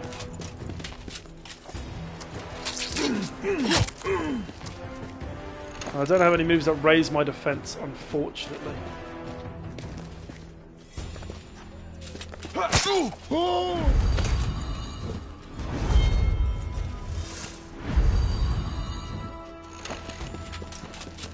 Okay. The fact that he didn't attack me is kind of huge.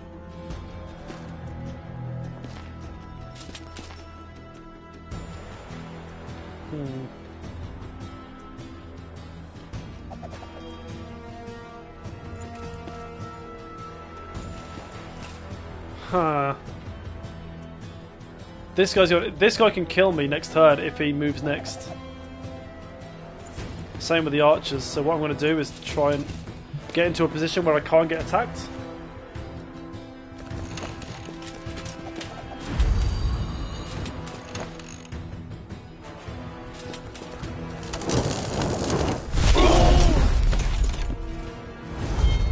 Did I kill both the archers? If so, that's really huge.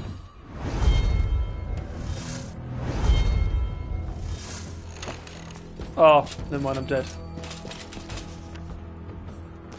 We'll watch it. Okay. We can definitely do this very easily. I made the wrong decision there. I forgot myself for a moment. Okay. This time we start with this one.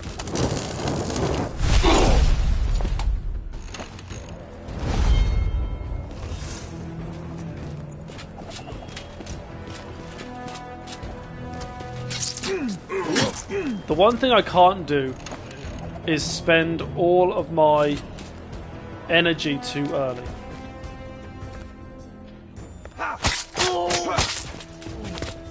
I've got to remember that my normal attack also fills my energy, so I do need to use that at some point.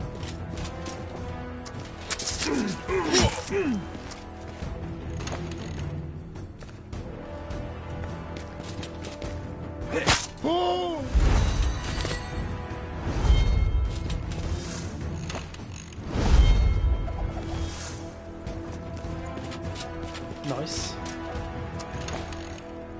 Now I've got to try. Everyone's out of range.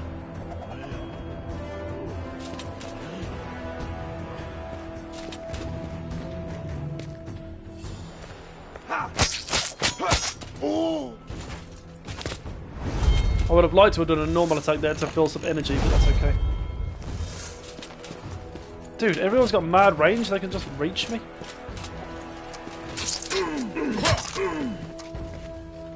Energy needs to be filled now. I don't have a normal attack. Yeah, a normal attack, okay. I didn't know if I had to get the kill for my energy to go up, but no, the normal attack fills my energy.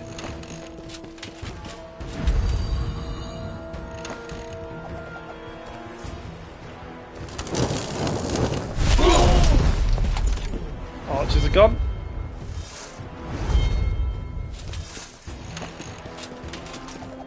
Love that.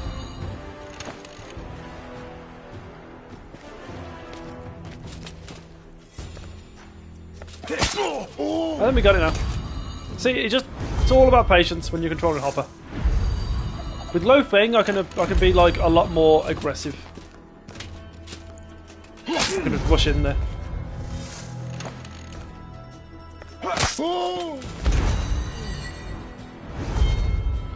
But with Hopper, I need to still ensure that it's always a 1v1 and not let myself get outnumbered anyway.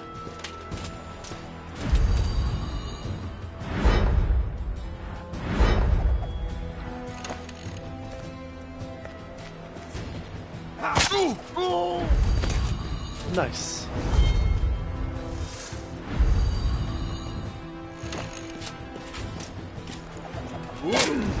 LOL.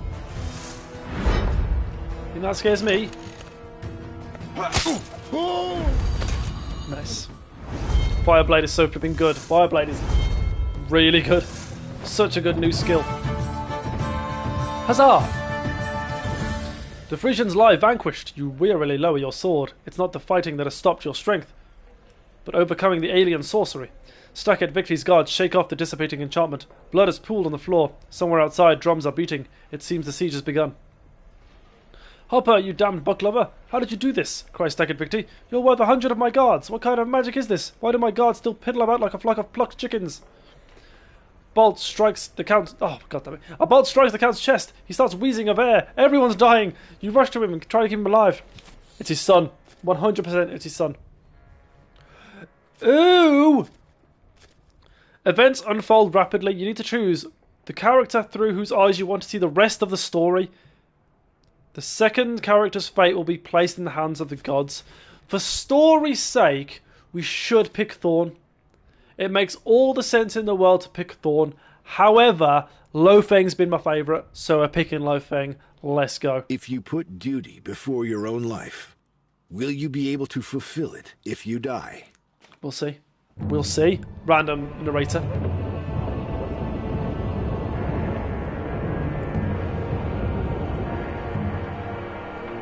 Hopefully I'll put Thorn in a good enough position that he survives the siege on his own. I don't think Lo Feng would have, weirdly enough.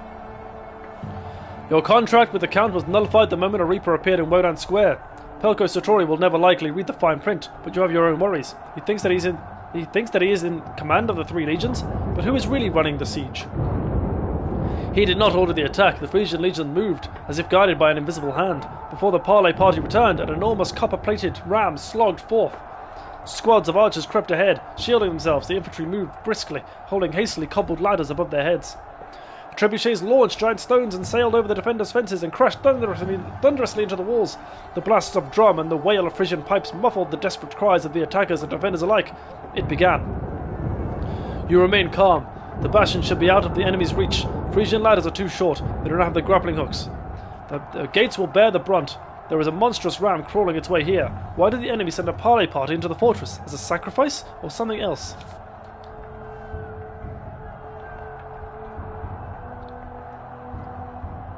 Amma stands at the menhir. You have no other errands. You can wait for Reed to... Oh yeah, let's go. You wonder how Reed is able to feel at ease, whether in the Kimran steppe or in a besieged fortress. What does she hope to learn by studying the Frisians' battle lines? What do you hope to see there? Nearly every warrior will perish at the walls, just as we might.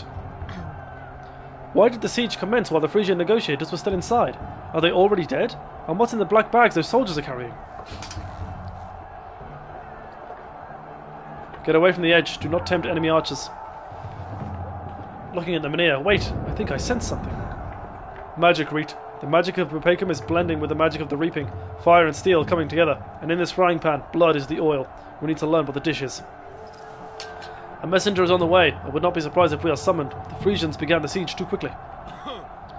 Hey, whatever your name is. Aiken, I've got some bad news. The Frisian ambassadors used sorcery. Hopper walloped them, but the commander was gravely wounded. You have a healer in your party, do you not? I summoned Philia, but they may not find her in time. Let's go. I'll help the commander. We are all going there. I sense danger.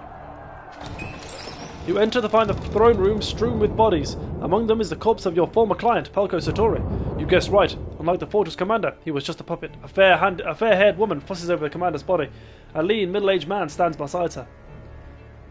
The cacophony from outside makes the woman shudder. No need for a healer, Icon. My name is Philia. Stacket Victory is dead. Oh. If this was a random arrow, its precision was most unfortunate. The Count's son still lurks about. A vile man by all accounts. The guards are searching, but finding him will take time. Reet staggers, but she collects herself and addresses the stranger. I've read the Kimran Chronicles that there was a battle 700 years ago, during which 13 heroes stopped the reaping. 12 of them were turned to stone, and the last one, named Blance, was pierced by arrows and fell unconscious. I swear that it's your face on the engravings. Oh, so we're looking at Hopper. That's the stranger. The man glances warily at the windows. My name is Hopper. I'm no hero, and I don't see any arrows stuck in me. The battle was ages ago. Do you think the veterans still wander the roads of Terminum? I'm only a humble scribe who has failed to save the commander. Are you feeling all right? Your brow is burning. Reet touches her forehead with a wince. Yes, I'm a bit under the weather. Probably just a cold. Hopper frowns. You know perfectly well that you're wrong. It's a different ailment. One that cannot be cured with honey and a warm drink. Before Reet can reply, Musham barges in, clearly upset. Bad news, the menhir collapsed. I'll rush to our ruler. You shouldn't linger here either. Every blade counts. With that, he runs off. You prepare to follow Musham, but notice that Philia's countenance has grown pale, and Hopper's expression is different. They both seem to look at the entrance to the throne room. You turn and see Amber. She seems different, much more lively. Hopper steps back, beads of sweat have formed on his brow. He is fighting something trying to nail him to the throne room floor. Gods almighty, he's saying, struggling. How can this be? Amber, how can this be? She's enchanted, and also weaves an enchantment herself. She's summoning someone. Careful. Several ensigns appear out of thin air and turn to face you. Philia freezes, thunderstruck. Hopper sags into the stairs in front of the throne. Amma clutches her head and starts screaming louder and louder. Looks like it's time for a scrap. Oh my word. Is she a Reaper? Is she turning into a Reaper?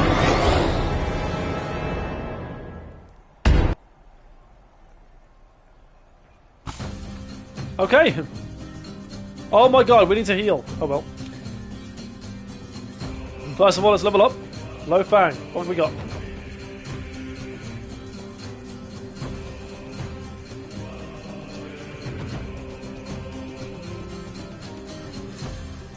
More health for you, sir. Great.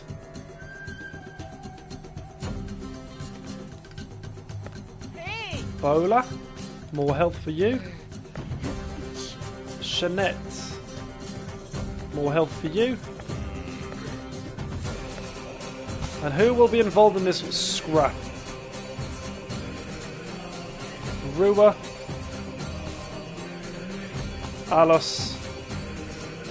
And Dune. We'll probably lose if I use my lower level dudes like this, but hey, you never know. I've got a feeling that we're going to get a lot of fights in a row without being able to heal, so we'll see who survives and who doesn't. Oh my god. How graphic. You cannot believe your eyes. Amma has become a Reaper.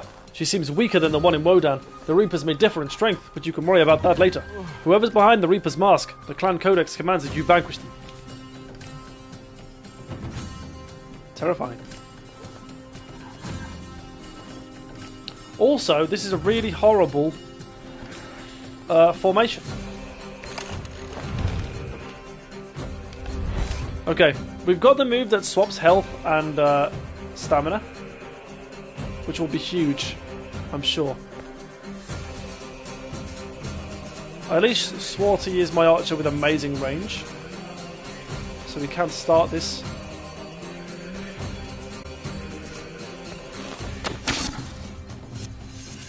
I didn't realise how low Swarty's health was, Jesus.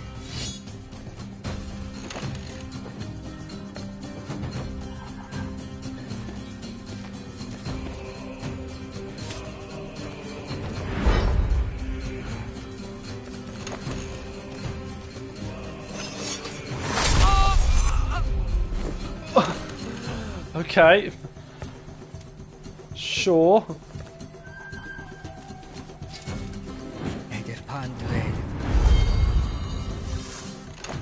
Do all the necessary moves to raise energy.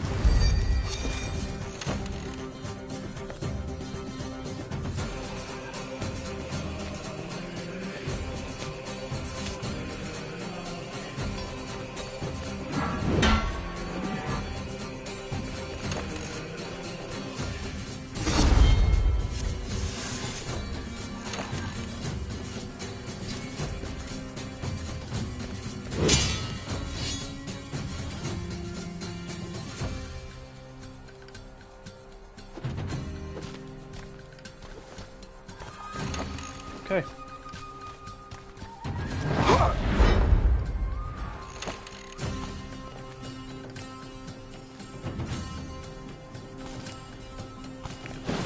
We can do this one and then the card that deals 10 damage to everyone. Well, goodbye, Swarty.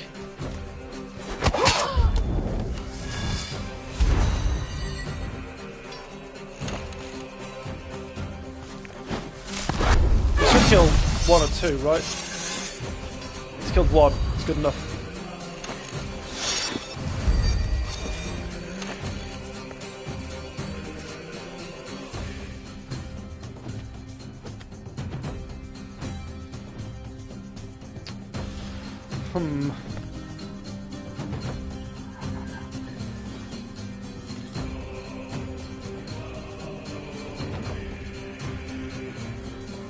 Okay. Yeah.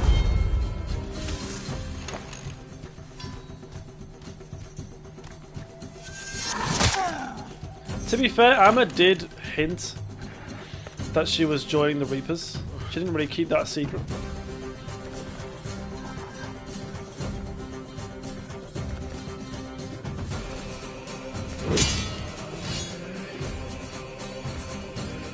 fairly sure this will attack. Damn it. I could have been smarter about that.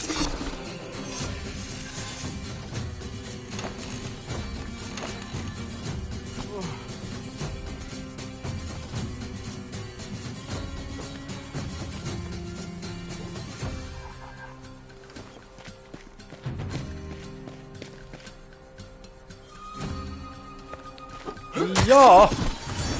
Good job, Rua.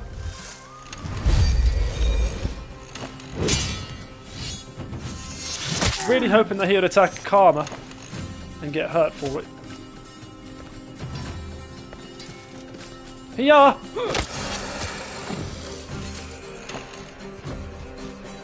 Come on, Rua. I believe in you! Oh! My belief was well placed. I don't need to move Rua yet. Let's block this woman off. A normal attack will do for now.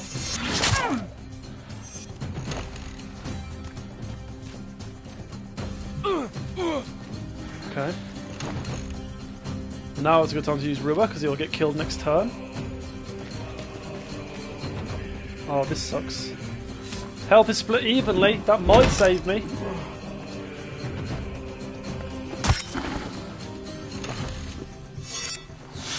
Incredible. Absolutely sensational. Okay. Raise the counter. Never mind, just kill. Get out of here. I knew Doom was sick. Oh. You cannot make sense of what's going on. The great ancestress of the Shadow Clan was a Reaper? Amma should have died long ago, but she only grew stronger. How is that possible? Everyone has collapsed. Damnation! When your strength is nearly gone, getting up proves difficult. Only Hopper stood firm and managed to get close, but even he succumbed to the sorcery. Will he be able to strike? What's in his hand? It looks like a knife. Let's go. Good job. Did everyone get an injury for that? If so, that's kind of bogus. No, okay, sweet. Now, will I have chance to heal or not? You stare in disbelief at the body of the woman who you once called the great ancestress. You barely come to your senses when Philia rushes to Hopper. You cherished her, didn't you? Do you remember the hint? Do you? Take a look, hurry, while she still has not yet turned to ashes. Hopper approaches the woman turned to stone and examines her arm. God of mine, the fire, wind, water, and salt of the earth, he chants. Accept my flesh, my spirit, and my love. Why, Amma? You knew everything. How did it come to this? I never wanted this burden. May I be cursed. Philia repeats the scribe's words and bobs her head. I don't get it. Something's missing. There was something else. Something about everything becoming clear in the end. Maybe it's not yet time. You fight the desire to slay both Hopper and Philia where they stand. What happened to the great ancestress? You ask, weighing your every word. Was the founder of the Shadow Clan a she-reaper? Or is this transformation something akin to the plague? Point to Philia. You frown. The scribe killed the Reaper with a special knife. What was it? I need a weapon like that. Philia shakes her head. Everyone needs it, but that knife was one of a kind, and it crumbled away once it took Amma's life. If a second one exists, I'm not aware of it. Any further questions? You call out to Hopper. You desperately need to hear his voice. Hopper, if you can kill a Reaper, perhaps you can tell me how to save the one. How to save the one? Marked with a sign? Hopper shakes his head and points at Amma's body, already eroding to ashes. One thing's certain, this is the first victim. Once 2 more Umbra are killed, the divine incarnation will be irreversible. Glance at Philia. Hopper grinds his teeth. Rask is excarnated, but he is not dead. A shark gobbled him up, and now I feel like he's somewhere nearby. Thorn barges into the throne room. What in damnation is going on here? Reet suddenly presses a hand on her brow. Though clenched teeth, she tells you that her head is bursting. You touch her hand for the first time since you healed her. You suddenly feel like the sacrificial stones inside you are burning out. A shadow falls over everyone, plunging only some of you into darkness. Why does this curse favour women? Or does it? We can't hold out much longer. He means to take out one of the women, and he may have already chosen one. The Menhir has been destroyed. As soon as 3 Umbra are killed, he'll be incarnated. Speak up, Philia. Tell us everything you know. What did you learn from your mother? What should we do? What do you want to hear? That you can stop the gods' awakening? That you can stand in the way of the evil that already burned down one world and now covets another? I don't even know who we chose. There must be a sign. I asked her how to find out who's been cursed. She told me the blood would reveal it. Remove your amulets and give me your blood. A few drops will suffice. That's all. Then she left. You silently roll up your sleeve and cut the base of your palm. Everyone follows suit. Amulets clatter to the floor. Blood drips. Reet makes an incision on the base of her palm. The wound swells with blood. With the first drop, a crimson sign flashes on her brow. A triangle crossed with a vertical line. What now? What does it mean? What are we supposed to do? You can't do anything. You cannot stop an avalanche, can you?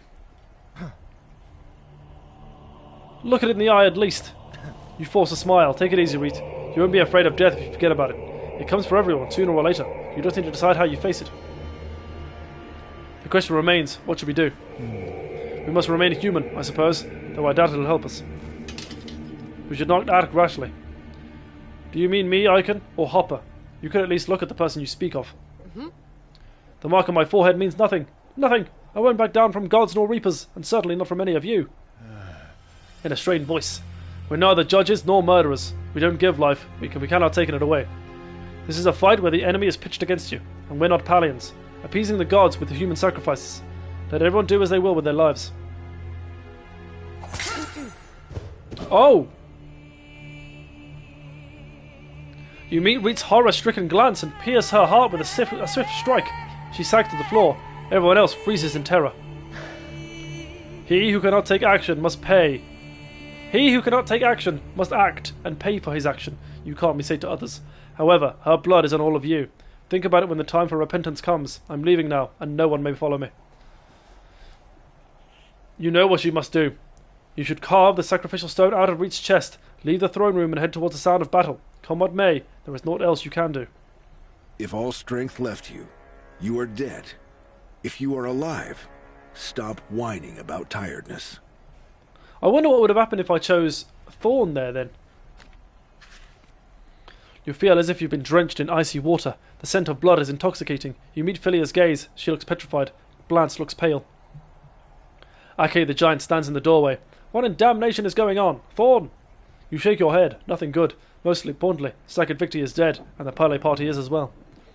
Ake looks back at the guards standing in the doorway. Thorn! Take everyone in this room under your command. If they don't want to fight, they'll hang. We're checking out the top tier. Hold back the enemy. They're trying to breach the castle. There are girls in the courtyard. The enemy is breaching the castle, you mutter. When are we going to breach anything? I can feel it, Philia tells you. There's a Reaper down there.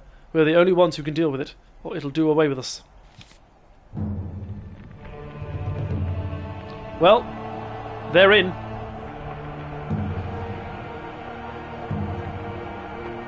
Is anyone going to survive this? Is it one of those stories where everyone dies, and I'm just like, oh, how beautiful. The Reaper stands in the castle squares. You will have to do battle. You run to the castle square and freeze in place. A squad of girls has broken through, pushing the defenders back. Their leader is a tall warrior in temple garments. He grins as he notices you. The temple servant nods. Hey Birkin, you kept me waiting quite a while. Everything has its fated hour, including your daughter. Would you look at that? Blanche is with us. There's our second sacrifice. The third one is ready too. Only thing left for me to do is exhale, and Rask will find his place on the altar of the gods. But first, let's have a bit of fun. You can still swing that sword of yours, right? You draw your sword. Never thought I'd have to fight some loudmouth, you proclaim with contempt. Ooh. Your opponent raises his hand and the girls approach. He then suddenly changes shape, swelling with abominable power. His eyes turn black. His hair becomes matted and oily. You do not choose your opponent, Thornbrennan, he says, his hoarse voice echoing through the town square.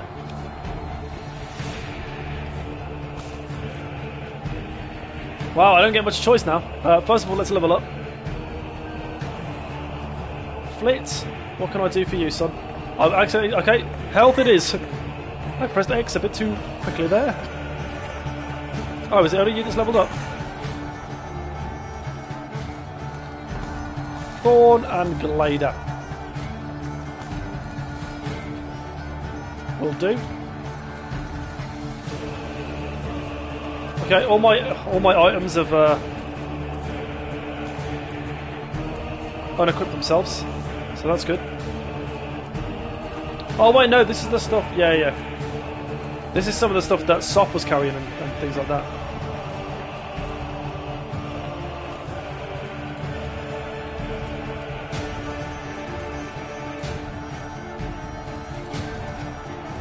Just a fight.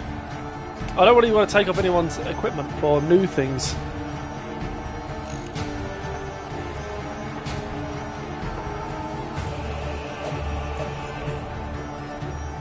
I like the scenery.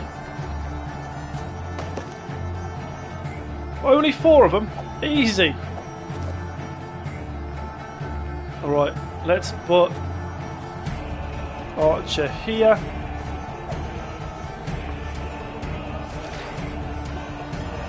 Alright, I've got a plan.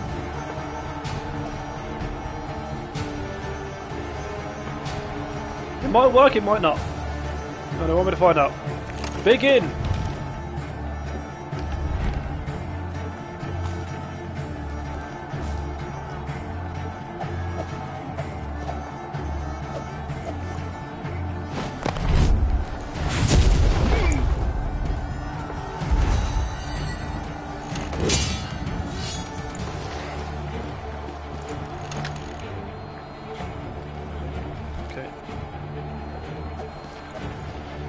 Go.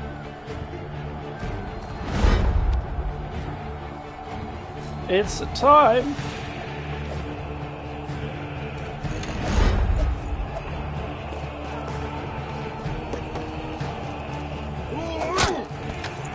Ouch.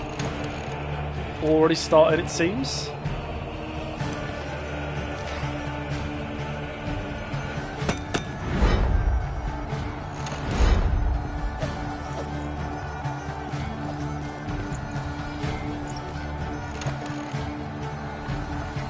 Right.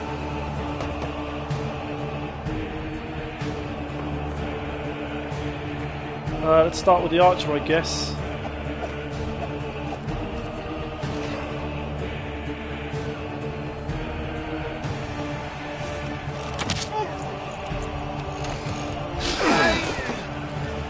Did this hurt everyone on my team? Well, I'm not cool with that. Okay, it didn't seem to hurt him a lot. Double check. No, everyone's still good, but now Glader.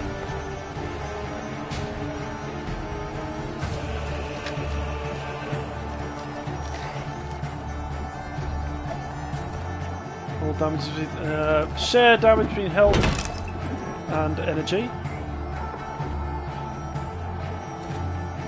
This will kill. And Glader will also get some HP back for it.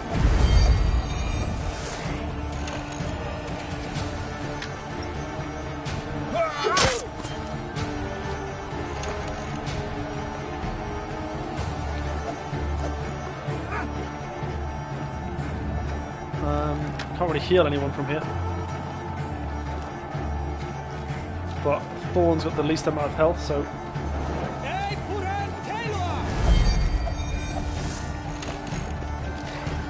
Oh no, everyone's focused on Glader!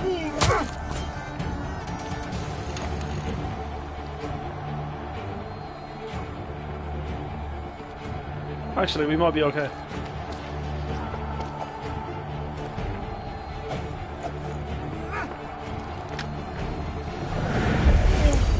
Oh, that didn't kill. That's fine.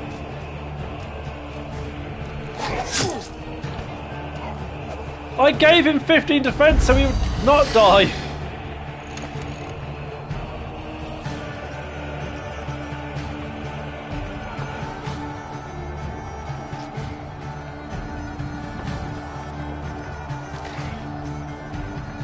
Huh.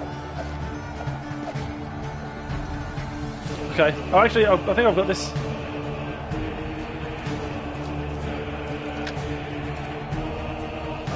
Maybe. It all depends on whether or not she can survive one more turn right now. Is this going to kill or not? Okay. Ramlin, you're not going to like me for this. But I need you to be in line with her so you can give some armour to Glader. And also be in range to attack someone after.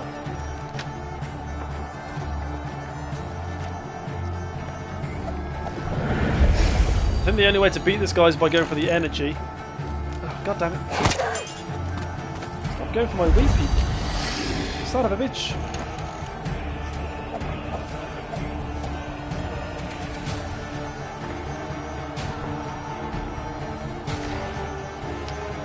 Huh, okay.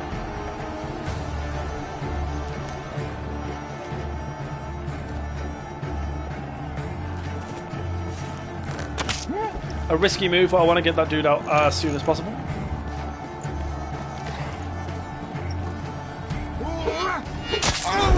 Gross.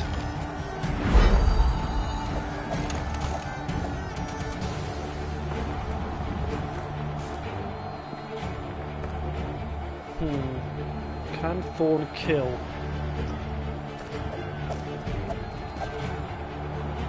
Yes, just about.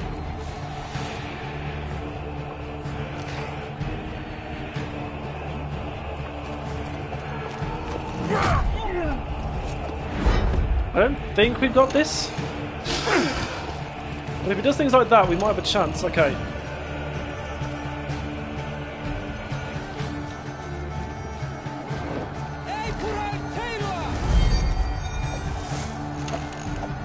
Goodbye, Scorn. I mean, Score. Whatever your name is. A Thorn should have a move. Which, I mean, it's best that we do this one. Raise his counter attack.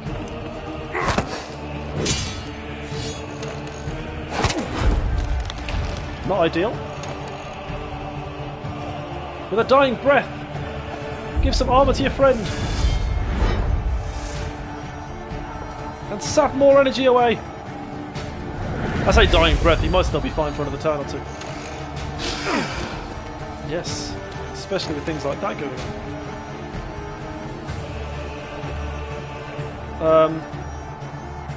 Do it again. Raise defense.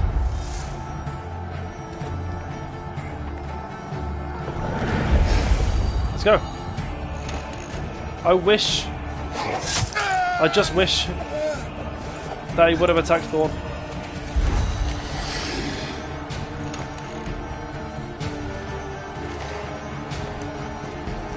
Yeah. Surely I've not got a chance here. Oh, I can't counter those. Oh, I can't counter those. Go on, Thorn! Have him, Thorn! He's only got slightly more health than you. Oh. Well, I guess we try again. If at first we don't succeed, we try and try again. Same team.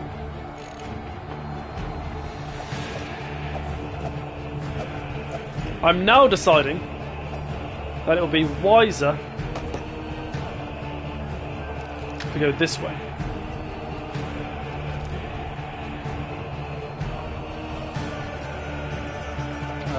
Begin.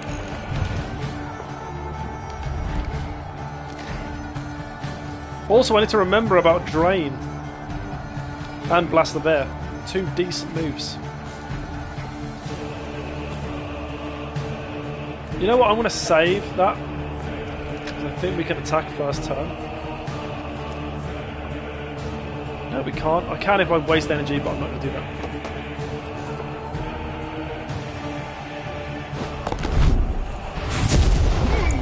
Okay.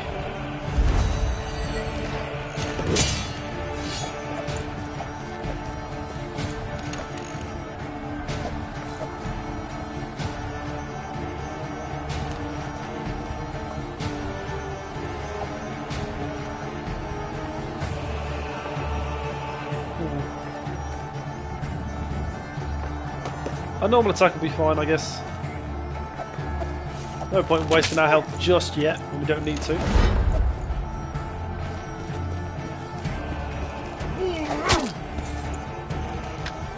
If Helm can reach that guy, that's a kill.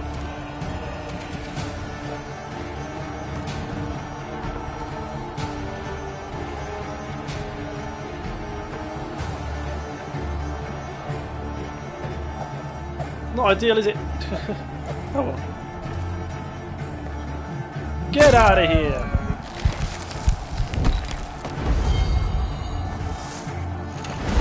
Will he be able to reach Helm? Yeah.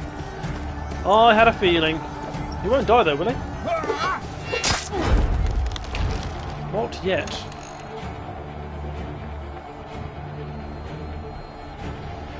How can I do this?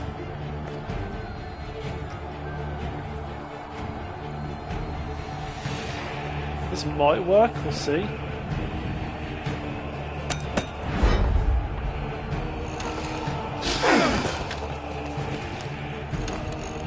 Oh. I can't heal him.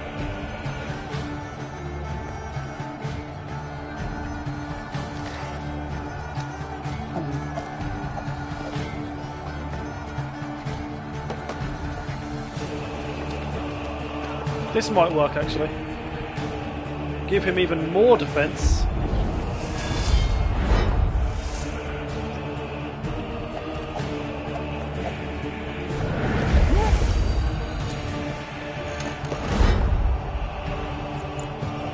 Okay.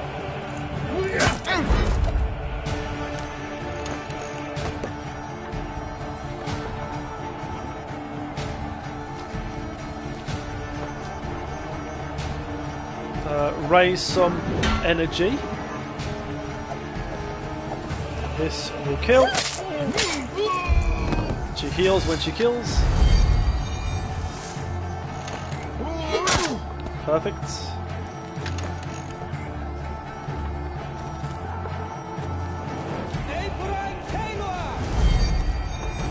Helm should be fine here actually. I think he can get a kill as long as he didn't get attacked here, which he didn't.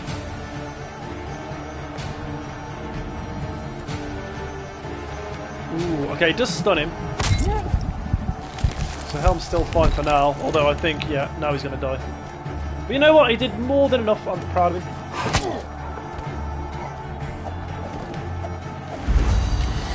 Now I just wish I had more people.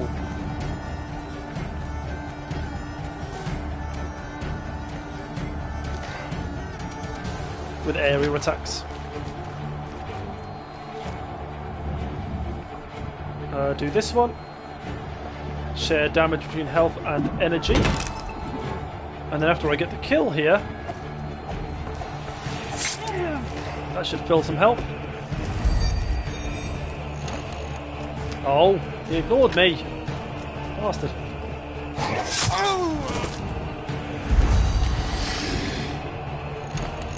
It makes more sense to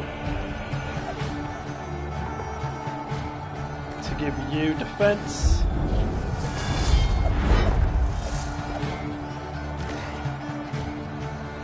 And I can attack this guy from all the way over here. Totally safe.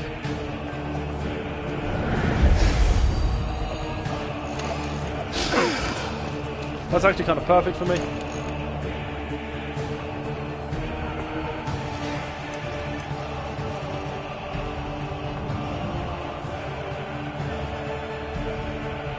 Increases your defense by 6.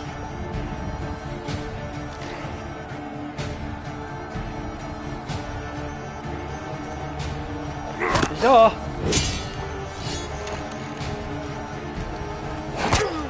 Bastard.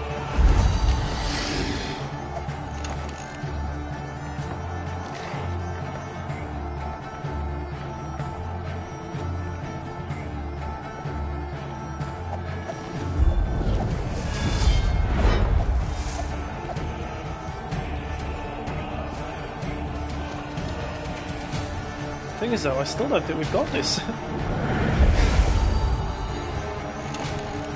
Oh! Oh, I did not think that was going to kill. That's really sad. Okay.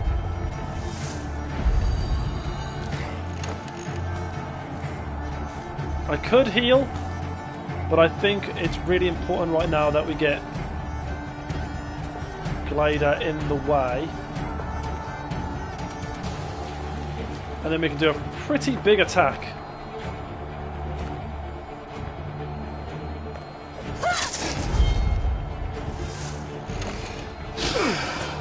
Perfect. Reduces energy by 20 and heal us by 20. Please on glider. A shame.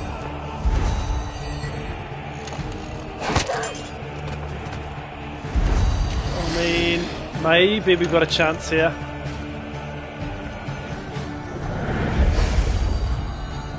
Can you firm it?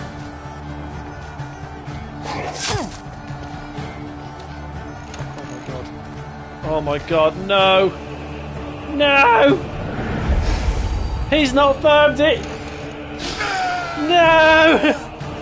2 HP! Are you for real?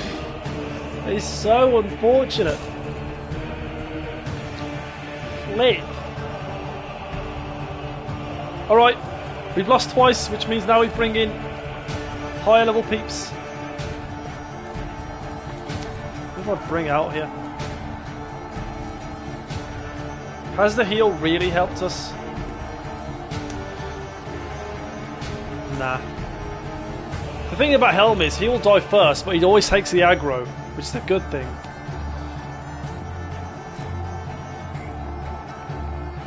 And if he does land a hit, he does a lot of damage. Having 2 archers might actually be a bit huge.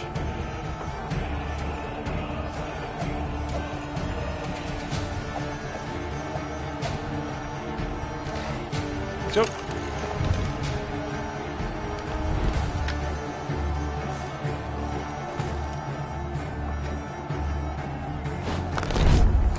It's all about how healthy can I be after I've killed these 3 normal dudes.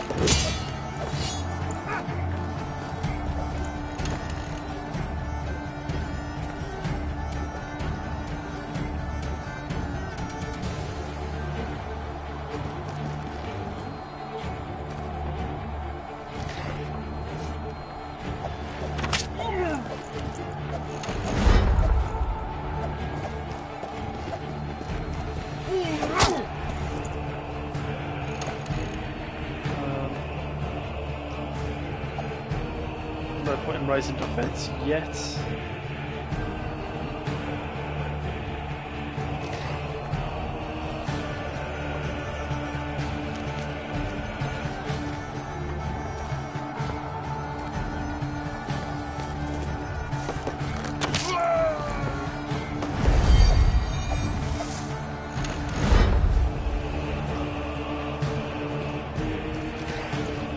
That's what I wanted.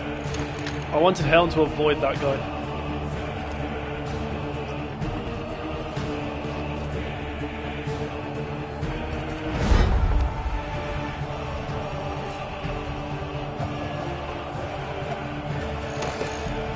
Attacks everyone. It's like less than 10 damage, so I'm not too worried about it. And then we get Thorn. Here. Up this guy's defense again. Please attack Helm. Yes! Yes! Finally! For the first time. People are attacking where I want them to. Okay. Not you yet. We'll use Glider. Raise defense with a bit of energy. All attack goes to health, which is fine for now.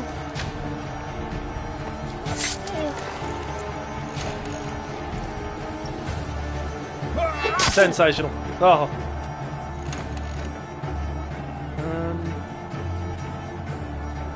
What do I do here?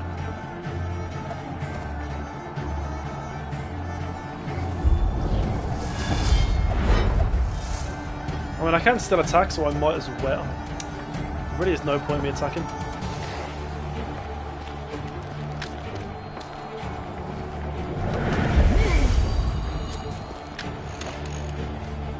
Can't do anything to us yet.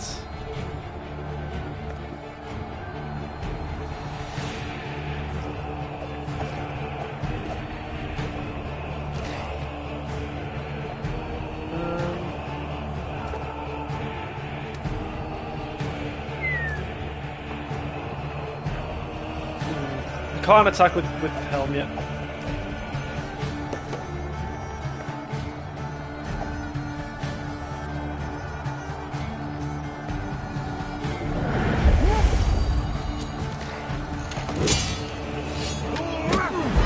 Nice. Now I can. Helm.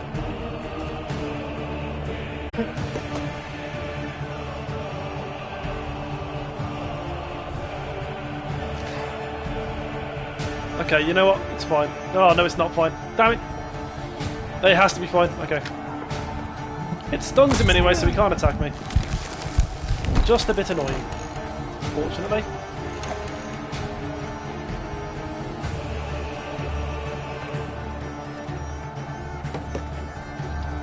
I just wish I had someone with a group attack.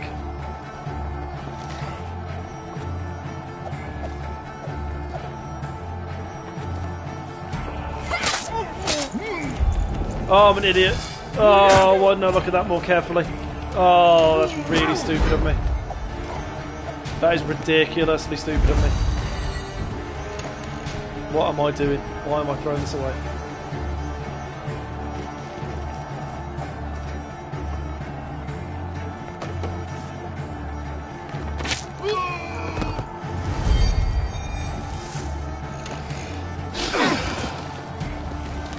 That's actually kind of ideal. I think I'd rather have that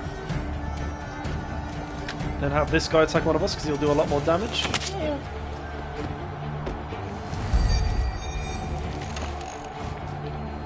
Glider! Leap! Did not want to lose Glider this early.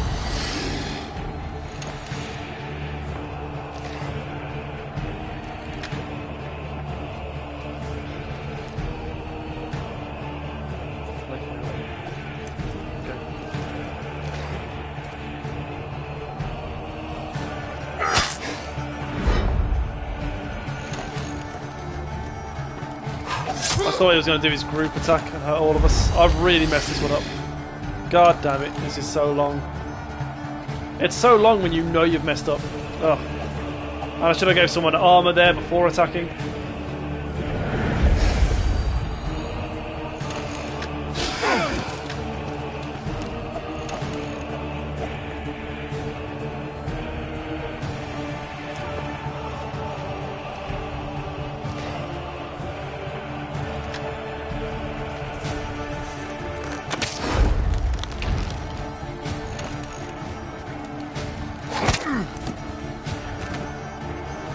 I've also just remembered I had my drain move, which I could have done. Why am I making so many mistakes right now? Oh, I know, I just unlocked it. That's a little bit better, I guess.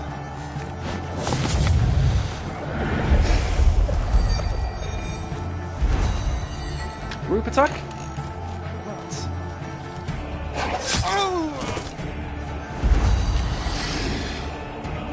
What? On a slightly positive note,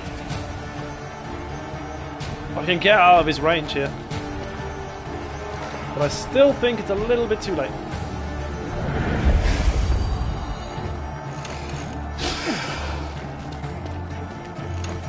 Can I attack from even further away? No. Does this squad have the health energy swap card? I don't think so. We'll have to see.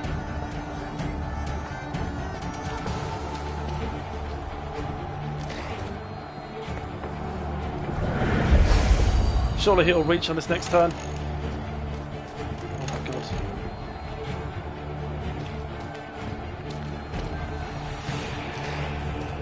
Oh, this is brutal. I'm not going to be able to do it again. Because he's going to walk straight towards me and then I've got nowhere to escape. Oh my god, wait a second. Wait a second.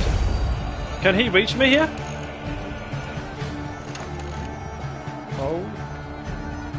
This is heartbreaking.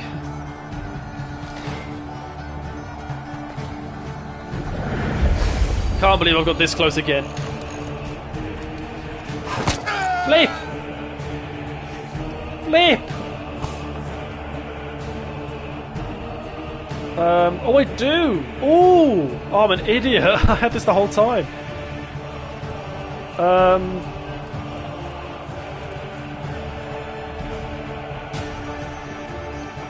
Let's try it again, shall we?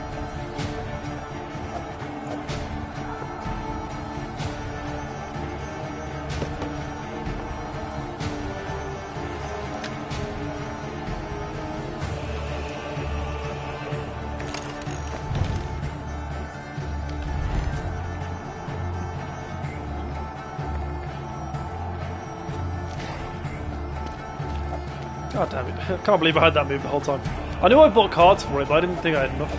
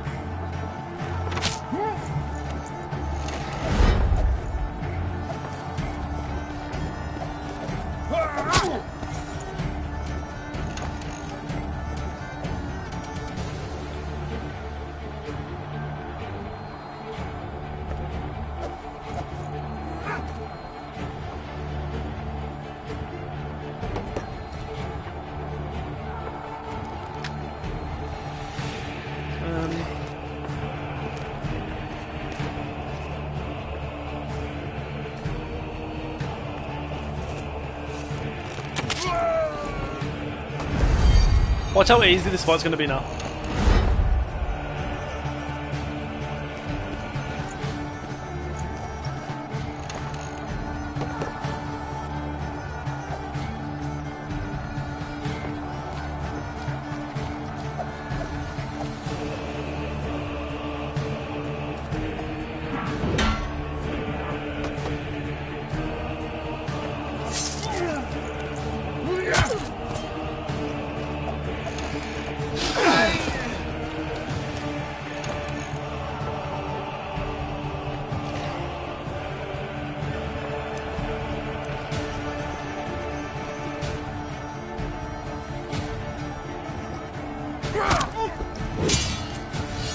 All is so weak.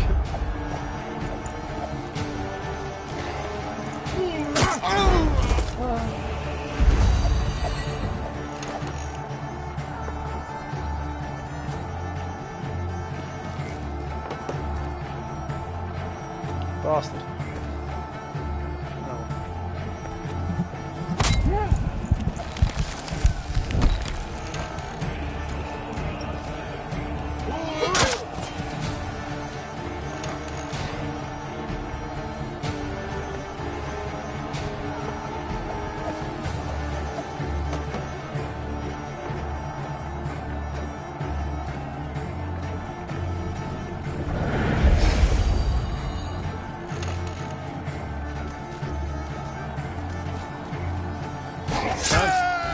I did not think he'd be able to reach me.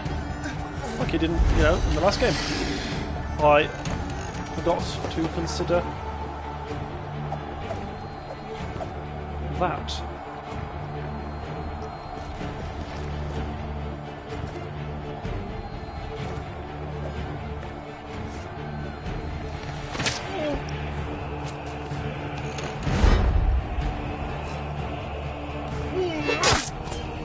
Still alive. Still alive.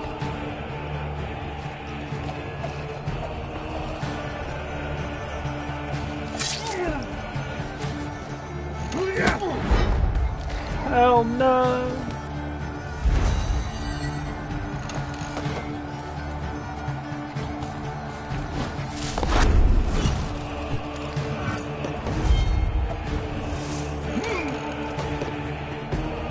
I'm a bit fuming that guy's still alive over there.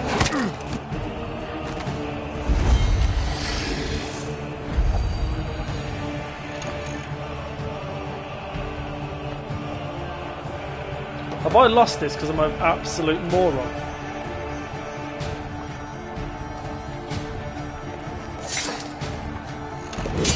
I honestly thought he was dead. I thought he had no energy.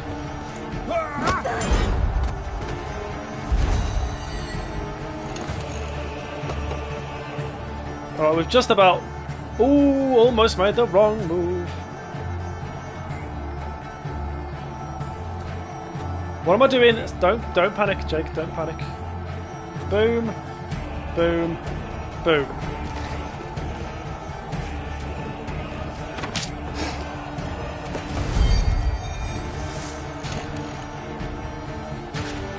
The battle exhausts you so much that your hands shake. Your eyesight fades and everything becomes a blur. There's only one thing you're certain of. Though slain, the Reaper still lives. He is laughing at you. Fresh blood clots over old blood. New deaths make you forget past ones. The fight goes on, but Philia voice rings across the square. Atrak cannot be slain by an ordinary weapon. After a moment's hesitation, Brett, my one remaining survivor in the fight, pulls a strange stone knife from his bag. He may look clumsy, but he's learned a thing or two about serving. He's learned a thing or two serving as a soldier in Albius. The knife flies towards the deadly foe and strikes him in the chest.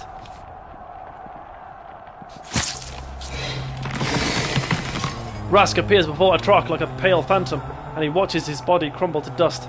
Rask then shrugs and fades away, like fog in the dawning sun's rays. You look at mighty Atrak's decaying flesh and fading features. You think of the monster in Albius, of Terminum's millennium-long curse, and of the invincible evil that even 1,000 warriors like you could not defeat. It's not yet over. Umbra have been taken to the altar. Yells Philia. All to the broken Menhir, to the chapel's ruins. That's where it all ends.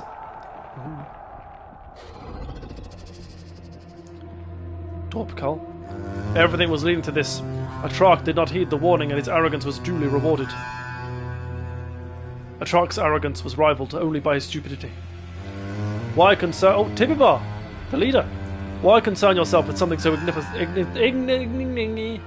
Why concern yourself with something so insignificant while witnessing something so profound at work? The deed is done. I feel his coming. He is not your master, Tibibar. Neither is he mine. Dorpkal? Master of Chill now. The archer has deceived us all. You arrive at the square. The assault ends and the fort falls silent. Not a reaper in sight, but they feel close by. Something is bound to happen. I'm still me, but I can barely understand anything. It's all a blur in my head. Is this the end, Hopper? Will you help me? What should I do? These damned riddles. Do you think mere words can stop a god? Or maybe you think some ruins can stop a god? My heart is barely beating. Why did she make me piece together this spell, damn it? Was it a test? Did you think it's some sort of joke? That all the riddles were just a game? They were a part to acquire strength. You're nearly within reach. Damnation! Drawing a blank again. What did your mother say? What was the last clue? Help me remember. She said that you will find the last words on the dearest one. Or in the very end. Don't give me that look. You'll not find the answer written on my face. The book, of course, here it is. But it's not finished. Stopped mid-sentence. Help and protect. No, it's not enough. On the dearest one? But I've already read the words on Emma's body. Glader, you're dearest to your father, aren't you? Roll up your sleeve. Do not argue. But there's nothing here. It's like my hand's on fire. But there's nothing written on it. My hands feel like they're engulfed in flames too. How I loathe these games, damn you all. Take yourself into which you can take, for there is no one else to take it. And if you do not burn out, carry it. And with every step your burden shall become greater. For you carry it for many, and their numbers increase still. You will save yourself by saving others, but you will not keep misfortune away, because you always carry misfortune within you.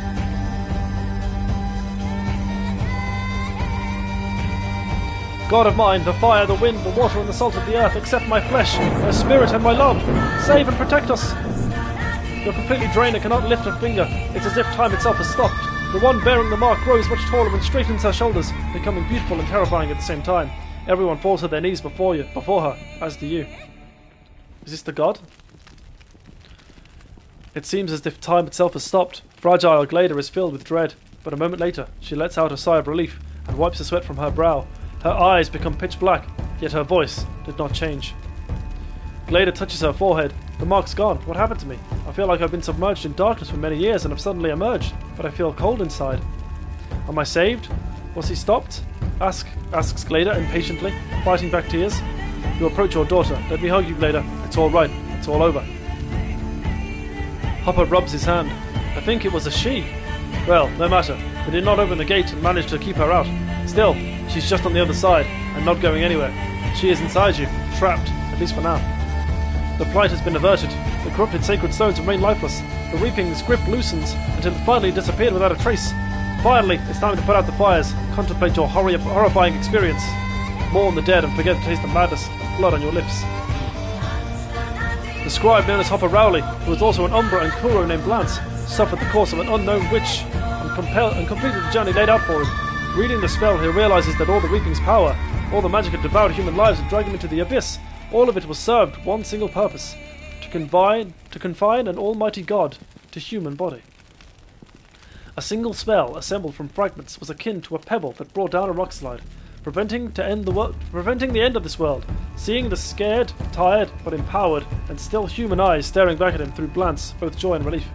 It was not over yet, but he at least had time to breathe. But even a single spell, a tiny pebble, required more strength than he had. He died like a human, departing as a spirit, looking back at his former body and the ashes it became.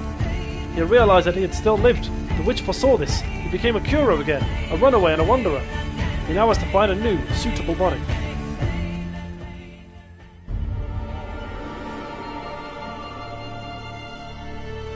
So Hopper has died as a human, but as a Kuro, as a spirit, as an Umbra, he still lives. He has to find a new body, like the other Umbra have before. Chilla arrived at Hungry Steppe the same day dark clouds loomed over Opacum. She was gazing gloomily over the boundless valley when the Menhir was destroyed, and its remains beheld the dreadful ritual. She grimaced, but not because of the deadly desert that awaited. Though the events in Opacum unfolded 1,000 leagues from her, Chilla felt every moment.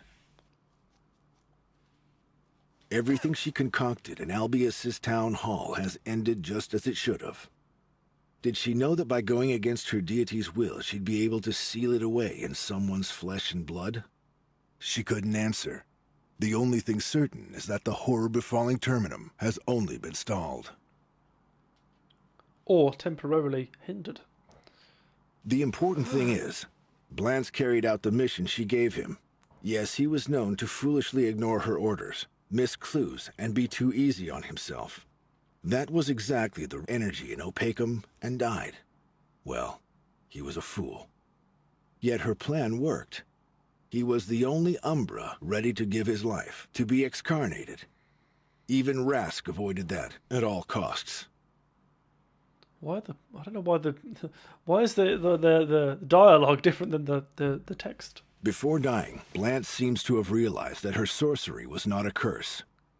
Same as how 700 years ago, her arrows that kept Blance from getting excarnated in the drowsy deep were not a curse. If this is a sacrifice, then hasn't she carried its heaviest burden? And what comes next? There is still far to go. It wasn't like Chilla to give up. She thought not of her daughter, nor even her own plan. A delicate lacework of steel. Nor did she wonder how it would all end. Her ending was nowhere in sight. She thought about her coming journey, and even about her whole life, being a one-way trip, and about pain and death, burdening more than just Terminum's dwellers. The ones sealed away in the center of that corrupted land have it much worse. That's where she's going. She must make it. Is this going to be the end of the game? Because I don't really know what's going on.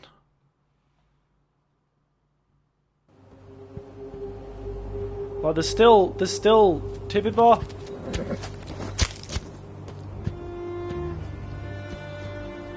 A Dorpcol, an Adna.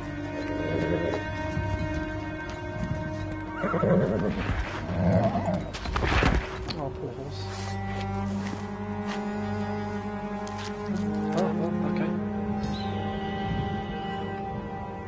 Drinking the blood of a horse. I see.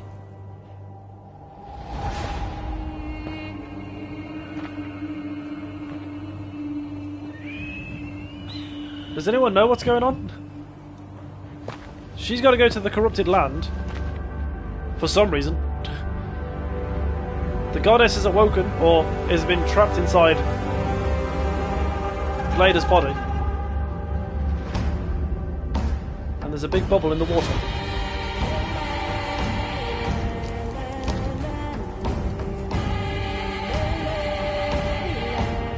I'm not gonna lie, I don't even know who Sheila is really. I know who Fila is, and Udna.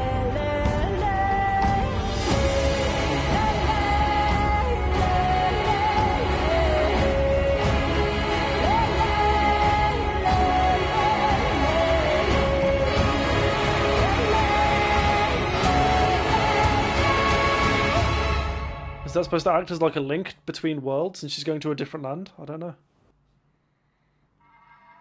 Safely hidden in the Hale Wasteland rests the Salvation Ark.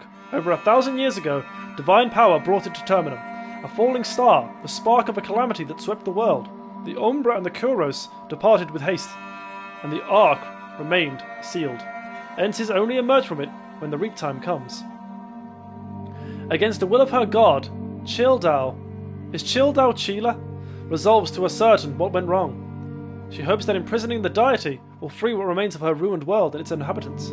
So we've imprisoned the god in Glader's body. Sheila was a part of that, or Filial, whatever her name is. And she thinks trapping the god in Glader's body will free what remains of her ruined world and its inhabitants. The Ences, I believe. Having lifted the protective charm, Childao freezes in terror. The divine plan has been distorted.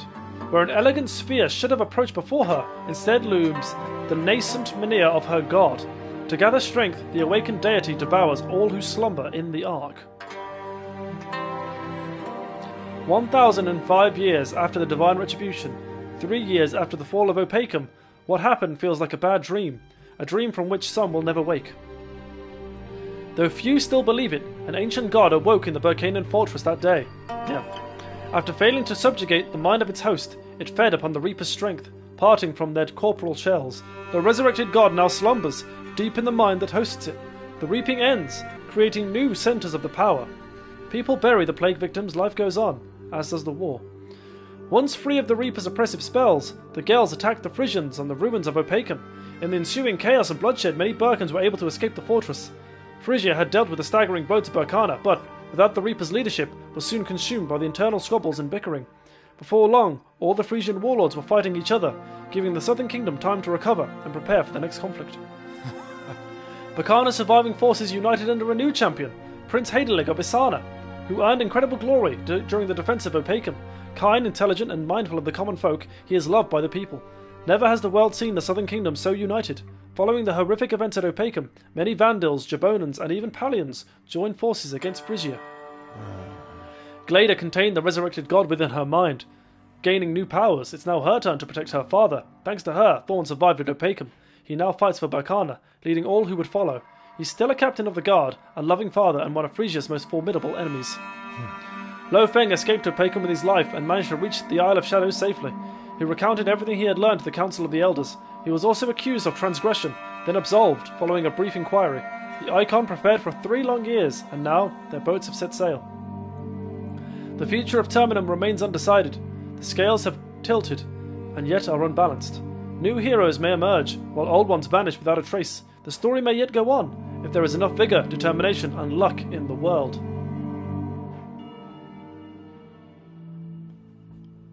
And that's it! The game is done! So, I'm guessing once we resurrected the god and imprisoned her body, the Reapers were like, well crap, there goes our plan out the window, we best scarp her. Or something like that.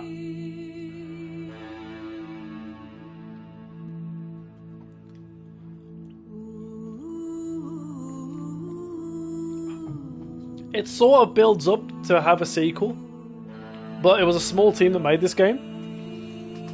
I don't know how much money they've spent on it or how much money they've made from it. I don't believe a sequel is in the pipeline. This game's been out for a couple of years, but it was good. It was good.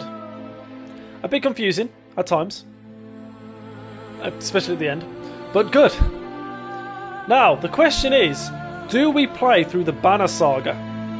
Because every time I looked at the reviews for Ash of Gods, every review always said it's basically a worse version of Banner Saga.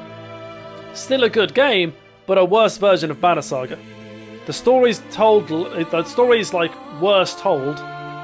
It's more complicated, the combat's more complicated, all this stuff. Banner Saga's got a better story, it's got better combat mechanics, rare. So, maybe that's the next step. We won't do a playthrough yet, and if I do a Banner Saga playthrough, for the YouTube viewers, I might do it similar the way I've done to this, where I'll just stream it, and then upload the entirety of the stream onto YouTube, rather than cut it down into hour-long episodes, like we do with our other playthroughs. But I hope you've enjoyed it. I actually have enjoyed it. I think it's been a really good experience. I will play through it again because it's all about choices that you make and different things that can happen. And I'm curious to see how different the game could be if I played it a different way. Also, it seemed really difficult to lose anyone to death. So I wonder if there's a way we can like amp up the difficulty, because I would like to play through this game again with deaths involved. Because it's so easy to just rest up in between fights and never experience anyone dying. But I feel like deaths could like drastically alter the story. So we'll see. I'm curious. I'm gonna skip through the credits here. I'm curious to see if there's any cutscene or anything, which there isn't. We can look at all the characters.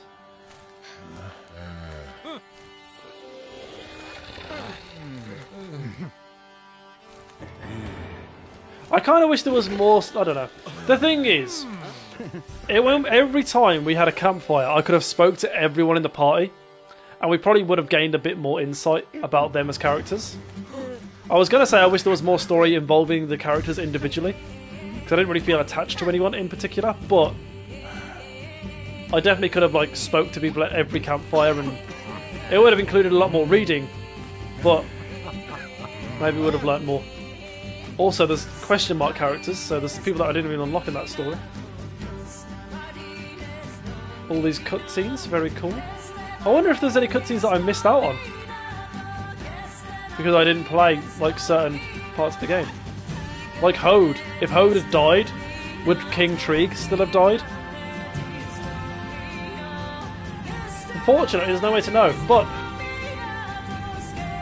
we'll play again soon. I'll give it a bit of a rest, but we will come back to it soon. Gang, thanks for watching. I've been your boy Elf Jake. I hope you've enjoyed it. And yeah, I'll see you later. Decent.